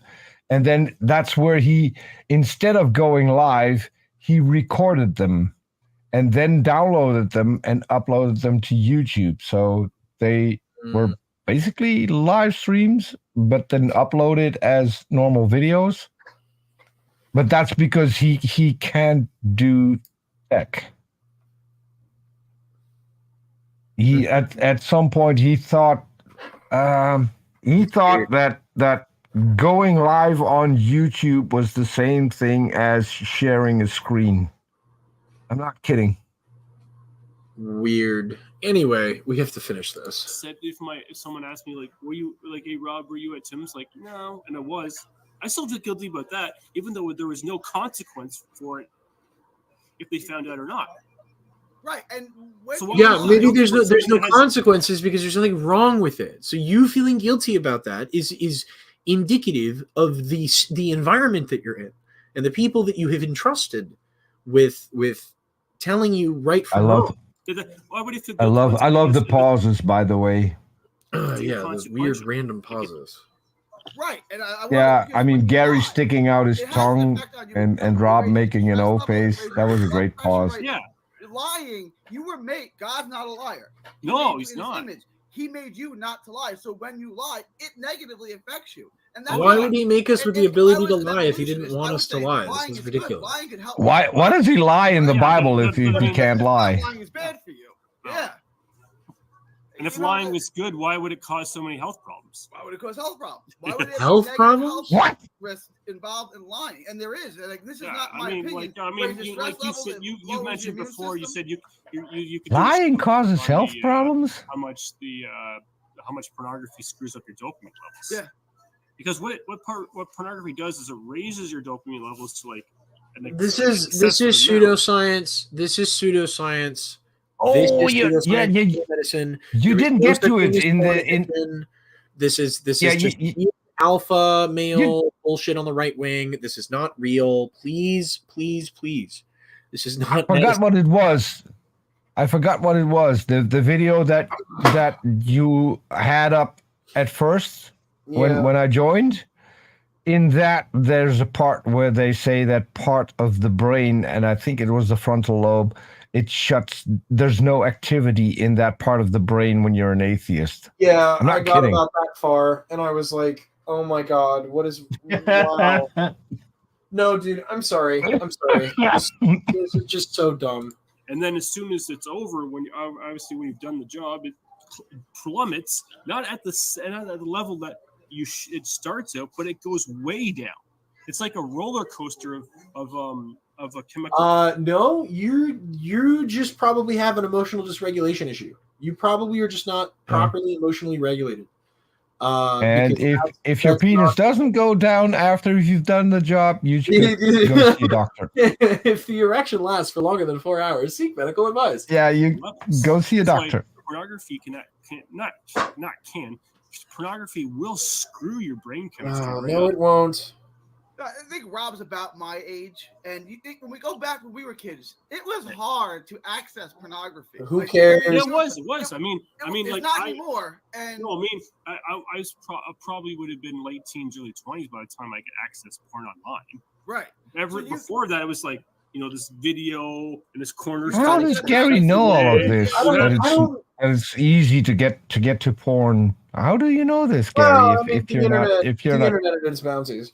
But even like again, the only reason that you think porn is bad is because you have been raised in an environment around people who think porn is bad. Like that's it. It's the only reason. Because there is no medical fucking research behind this shit. There's nothing wrong with porn, dude. It's totally natural and healthy and fine. Human sexuality is not something to be feared. Okay? It's just a thing that we do. Embrace who you are, bro. Don't let people tell you how to live and how to love, man. That's so fucked that you've allowed these people to warp and twist your brain like this. It's so sad. It really is. My heart goes out to you, Rob, over this. Porn is bad unless when you went unless to- you make a picture of it and send it to someone. About it because then someone behind the counter would know, and then someone behind the counter would usually ask for your ID to make sure you're above 18 or over. So like there was a lot of like things that kind of made it awkward to get pornography before. No, what made it awkward was this weird religious like fucking issue. It's the socio-religious atmosphere that existed around this time. That's why it was awkward. If it was totally in all fairness, if you didn't have this, it would be normal. In all fairness, so if you were getting porn and you looked like you were young enough that you couldn't have it and had to show your ID, I think that might be somewhat traumatizing, and add to that the person asking for your ID now knows who you are and where you live. What? I mean, it's just, I don't know, dude. There's a weird obsession with this, and it's Rob and Gary specifically that had this weird obsession with sex. That this is like, oh, you just want to have sex. Like, they both still have. Look at their faces when they're talking about this. That was they have bonded over something they know they both still do, but isn't allowed. And then what if because it's a material thing, it's a tape, it's a VHS. There's a possibility if I bring it home or whatever that someone's gonna find out, someone's gonna see it. Oh, Playboy. Well, it's a no-brainer what that's about. Yeah. And then one time I did that. I rented a Playboy video or some sort of porn video from the corner store down the road from my parents. Yeah, discussed as the moral argument. Unacceptable. Brought it home, watched it in isolation, but I wasn't paying attention because I was glued. I was hooked. That my dad found it and he was like furious. And the point is, and that's not a good thing, Rob. It's not good that your dad was like unusually angry about the fact that you had something totally expected in a teenage boy's fucking bedroom. Yeah, man. Who cares, bro? Why is this like your point of contention? Yeah. I mean, that's what I mean. You can tell by the description I gave you. Like, it was hard. It was awkward. It's easy to get that. Now it's on your phone, and it's on the phone for every kid who has a phone. And you see this, and you see like erectile dysfunction rates in people under 40. It's gone from like 0%, like almost 0, to 40%. Yeah, most of that has to do with our food. Doesn't have to do with porn. It's mostly just food that we're using a lot of like weird chemical preservatives in American food. We're using a lot of corn products in food, and those things have been shown in medical studies to cause fertility issues, to cause erectile dysfunction. SSRIs, another good point. We're medicating far more than we used to. Microplastics is another good one. Like, there are perfectly reasonable natural answers for this as a consequence of like human activity. But this idea that porn in and of itself, I might argue that porn has done a lot to fuck with maybe like relationship dynamics. Maybe there's some social impact there. I would be willing to believe that. But the idea that it's like medically bad for you is no. This is untrue. It also prevents a lot of crime. This is also true. It's just astronomically high. And that's the thing is, I'm not against this thing or it's like it's amazing technological uses. Like, I use this thing all the time on, like, I have Google Maps, and like when I go somewhere, because I don't have a vehicle. God, you can see in the reflection of the phone. The place is packed. On Google, Hold on. So he's holding up his phone. And so he says he doesn't have any internet because that's why he's live streaming in the local McDonald's, and he doesn't. No. He doesn't have Wi-Fi. He has an internet. Yeah, he does. Or rather, he has like data on the phone, but he doesn't have a Wi-Fi connection that's strong enough to stream. So he doesn't have an internet connection in his house because he has a porn addiction, but he does have the internet on his phone. which he's holding up proudly, saying that he has the internet and Google. I don't know, man. So he still has access to all the porn he wants to have on his phone. The only thing is the display is Google gives me the smaller. Yeah, the fill is right like 99 to 9 or 95, 99% of the time. But you know what else? I don't have it on my phone. I have a basic phone. I can only access basic Google. I can't access anything other than like the Google stuff, like Google Chrome, and even that. Google Chrome, yeah. So like the whole of the internet is available to you, basically. God, I can't Google search on this phone. You can't Google search. He has Google, but he can't Google search on his phone. Yeah, just basically text. I'll call a lie on that. Yeah, well, I mean, you can use Twitter clearly. Maps or whatever. I can access one Gmail account of the 3 I have. Well, look, even Gary is tired of it. Even Gary is done with it. He's like, "Why are you still talking? Shut up." Yeah, and it's not as if there's no porn on Twitter, right? Yeah, and this other thing where it's like he's so insistent. I'm not doing any of this, of course. You know, it's not me. Oh, so look at how good I am. Look at how pure I am. And then come to find out, right? Because you're doing this. Gary is now finding out. Gary is thinking you're full of shit, dude. You just said you had Google. Care, bro. Gary is like still all for him. Apparently, I don't know what's up with that. He thinks maybe I guess he must think we're lying or something. Oh man, I can't get into the stuff I shouldn't. Rob, I appreciate you coming on. We really look at that cold. The cold. That's it. That's the end of the video. I'm appalled. Mm-hmm. This is just so bad. I'm gonna do the rest of these. I'm going to do the rest of these eventually. I just can't tonight. I've got stuff that I need to be doing. But so has Gary responded to you at any point? I don't think Gary wants to talk to me anymore, which is fine. Whatever. Let's see. No. Which is sad though, because here's the thing. Gary could learn about atheists a little 4 or 5 because he could do with some knowledge. Look at these thumbnails, bro. Ah! Yeah. This shit is what is this, bro? Oh my god. Why does he have Hitchens in so many of his thumbnails? Yeah, what is he I guess because he's like famous. He's like a famous atheist, right? It's just he was a famous atheist. Be eye-catching. A Christian reaction to Andrew Tate. I kind of want to watch what he has to say about Andrew Tate. I want to watch content, because he's a curious individual. But his videos on atheism with Rob are so bad, dude. So if you go back, scroll down. I think that's where you can see why he got kicked out of YouTube. Video masks are coming back. I think that might have something to do with it. Oh no! Oh, I think so? It's weird because we have this like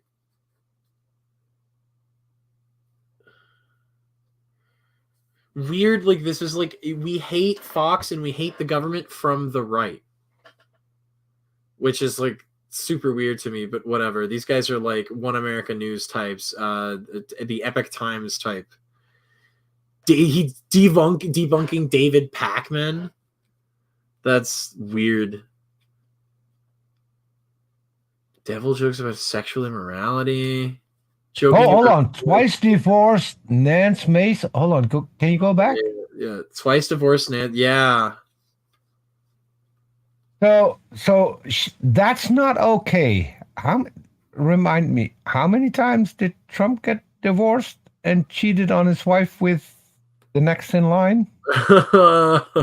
He doesn't like Trump. He He doesn't like Trump. Oh, he has at least one.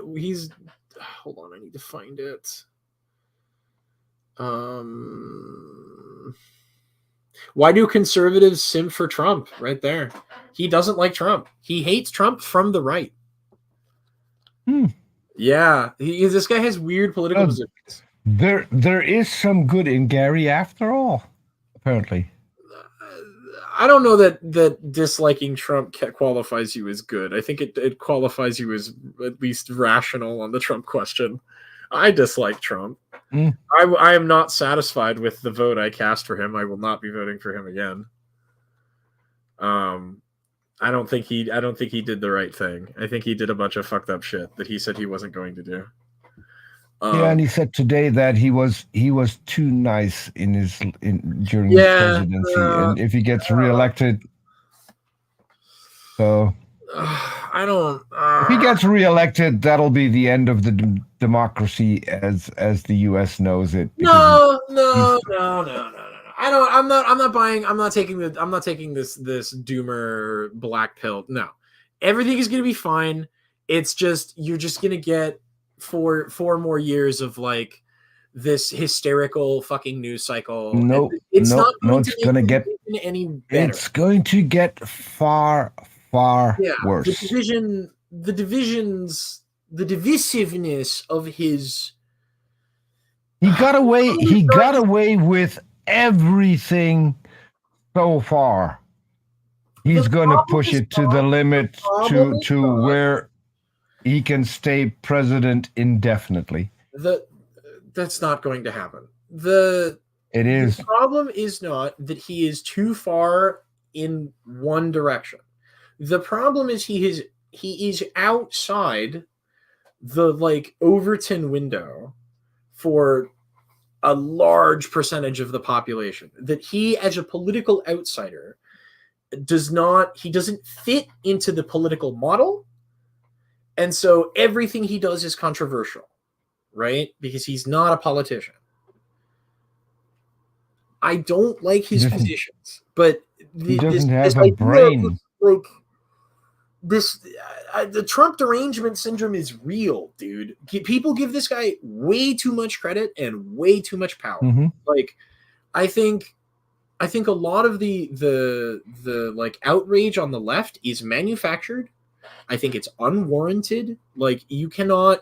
A lot of these people hate Trump. No, as this is I don't think 2 so. minutes hate idle thing. Like they are just they need something to scream at, and I know this because I have family members who are like this. They don't have any reason. I disagree. I'm not an American. Hold on, I'm not an American. Yeah, but Trump made the U.S. the laughingstock of the world when he was a president. Every country on the planet thought so. I would suggest that the news media enterprise is multinational, and that the hysteria that we see in the United States and the yellow journalism that we see in the United States has embedded itself in your media establishment. I think that is the impression that most Europeans have, is the hysteria. No, you guys don't actually get a very good idea of what our difference. I can only speak for my country and for Germany. If there's a news outlet that will show you fake news, once it gets found out, they're done. So they're not even going to go there. They want to be reputable news outlets. There is no such thing as a reputable news outlet. Not in the U.S. Everywhere. Not in the U.S. Dude. No, the companies, the media outlets that you look up to are owned by the same companies that my media companies are owned by.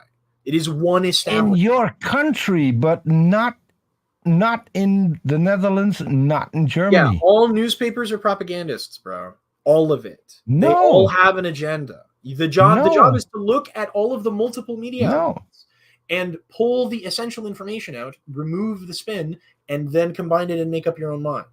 See what lines up. You can't. This trust is what the media tells you. Media is a hold on. Kim, hold on. This is so American. There's a conspiracy behind everything. It's not a conspiracy. It's not a conspiracy. No. Hold on. I am not suggesting that let me finish. I agree with you that news outlets in the U.S., they can't be trusted. But there are news outlets in the U.S. that can be trusted. And because of the bad ones, people don't trust the good ones either. Okay. But let me amend that statement. The vast majority of media companies. If you go by fact checking, CNN has a pretty good track record of what they report. CNN is a propagandist organization in the United States. It is owned and funded primarily by a single political party, as is Fox News. If you don't like Fox News, might be the thing. Like CNN. It's the same shit. That might be the thing. But if there's an independent inquiry done on these news outlets, and there is no such thing as an independent inquiry in media. The fact-checking, quote-unquote, organizations are owned by the same media companies. So I'm not saying that there's a conspiracy. So tell me which European and which Dutch fact-checking company is owned by who? Dude, this is such an This is what I just mentioned. They're companies. They have corporate interests. The way that they get their product to you, the end consumer, is by driving a necessity to be next to the TV.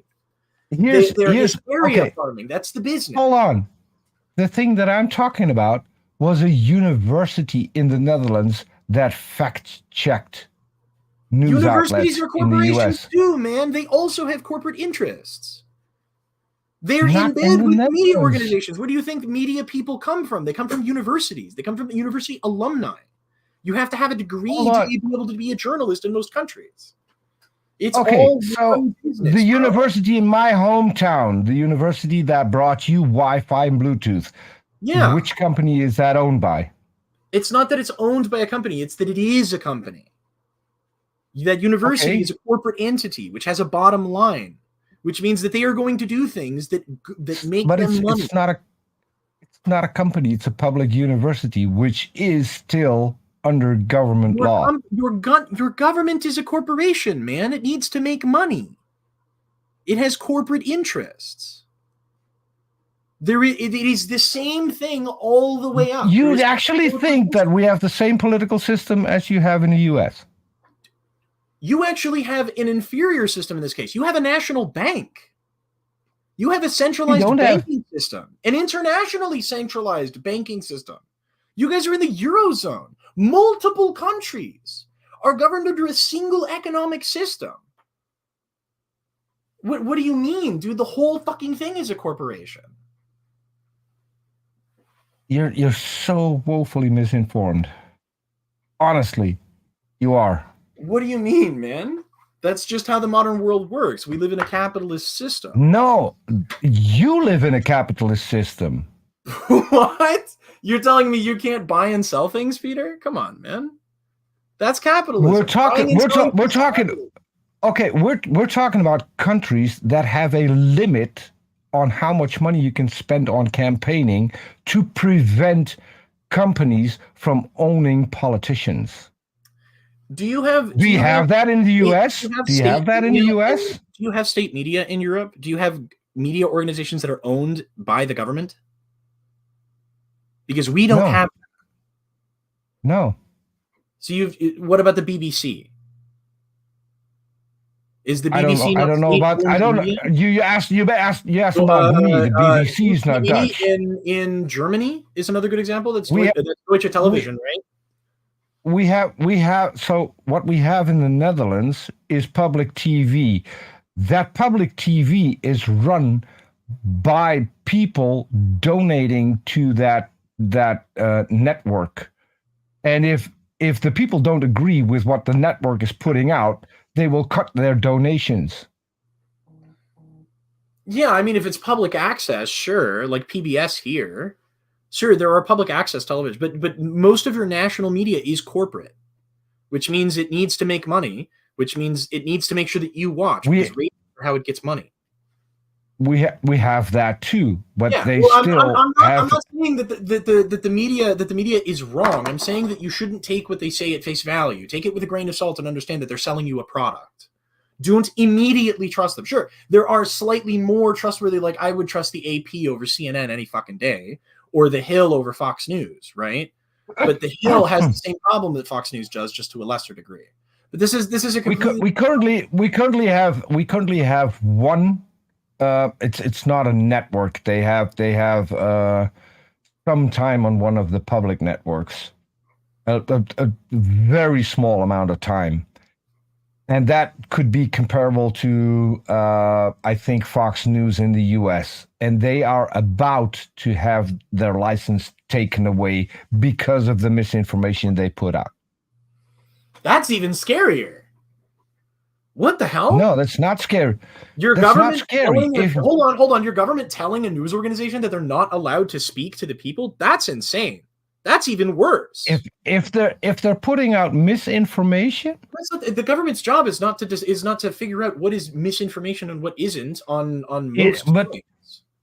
And that's the difference between your country and mine. Yeah, because we have free speech here. The government is not allowed to punish you for saying things. Oh, no, but if you go on TV, for instance, and you say that I won't name it because you'll get in trouble with YouTube, that a certain virus cannot hurt you and you don't have to wear masks, stuff like that, which is demonstrably false information, then yes, they should have the right to take your license away and take you off the air because you're endangering lives.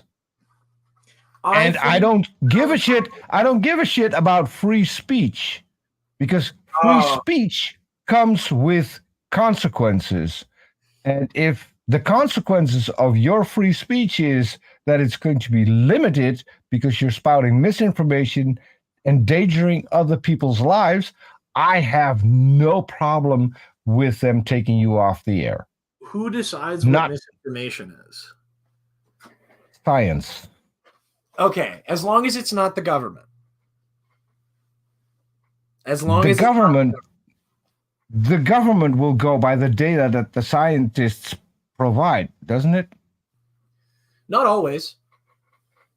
In my country, it does. Government is also incentivized to do things for its own good and its own ease of access to the public, I guess. That's where your country is. Your country has a corrupt government because the politicians can be influenced by companies who give them millions, if not billions, in donations over time, which is prevented in my country. Yes, the difference that's not possible. The difference is that our government also has guardrails. Yes, the companies sometimes push against those guardrails, but the guardrails will push them back, right? There is a limit to how much corruption can exist at any one point in time in America, because the judiciary is detached from the legislative and the executive, which are the two places where corruption exists, right? So yes, there is corruption in the legislature and there's corruption in the executive, but those things are tempered for the most part by the independent judiciary that we have. That's that third branch of government that checks on both of them. Like when the ATF, for instance, does nothing. I'm familiar with, when the ATF oversteps its bounds, right, and crushes the rights of lawful owners of firearms in the United States, the judiciary does eventually, it's just very slow, swoop in and say, hey man, you can't do that. Right, and then the government is curtailed, but it just takes a lot longer, and companies are really good at keeping it just under the boiling point. But that's a political question. We've been going for 3 hours, Peter. I have to go. I'm so exhausted. I need to go catch some sleep too. Yeah. But it was so good to have you here. Thank you for hopping in and chatting. I'm going to be doing more of these sort of sporadically. So if you anytime I'm doing it, you'll see. Yeah, I'll probably not be able to hop on every time. I No, just man, had and you don't have to. But some time left thank you for coming on. I now, really so. appreciate it. But I do watch a lot of your stuff when you're covering these two goons, because I just think it's funny watching Hell yeah. that and seeing at least one person calling them out. It's just sad that I mean I don't think it would be a good thing to put me and Rob in a live stream together anymore, because Rob is I never mean, coming on my channel again. That's just done. I'm doing the debate with him live, and then we're done. so where are you going to do the debate? That is the one channel exception. is that? It's probably going to be on his channel.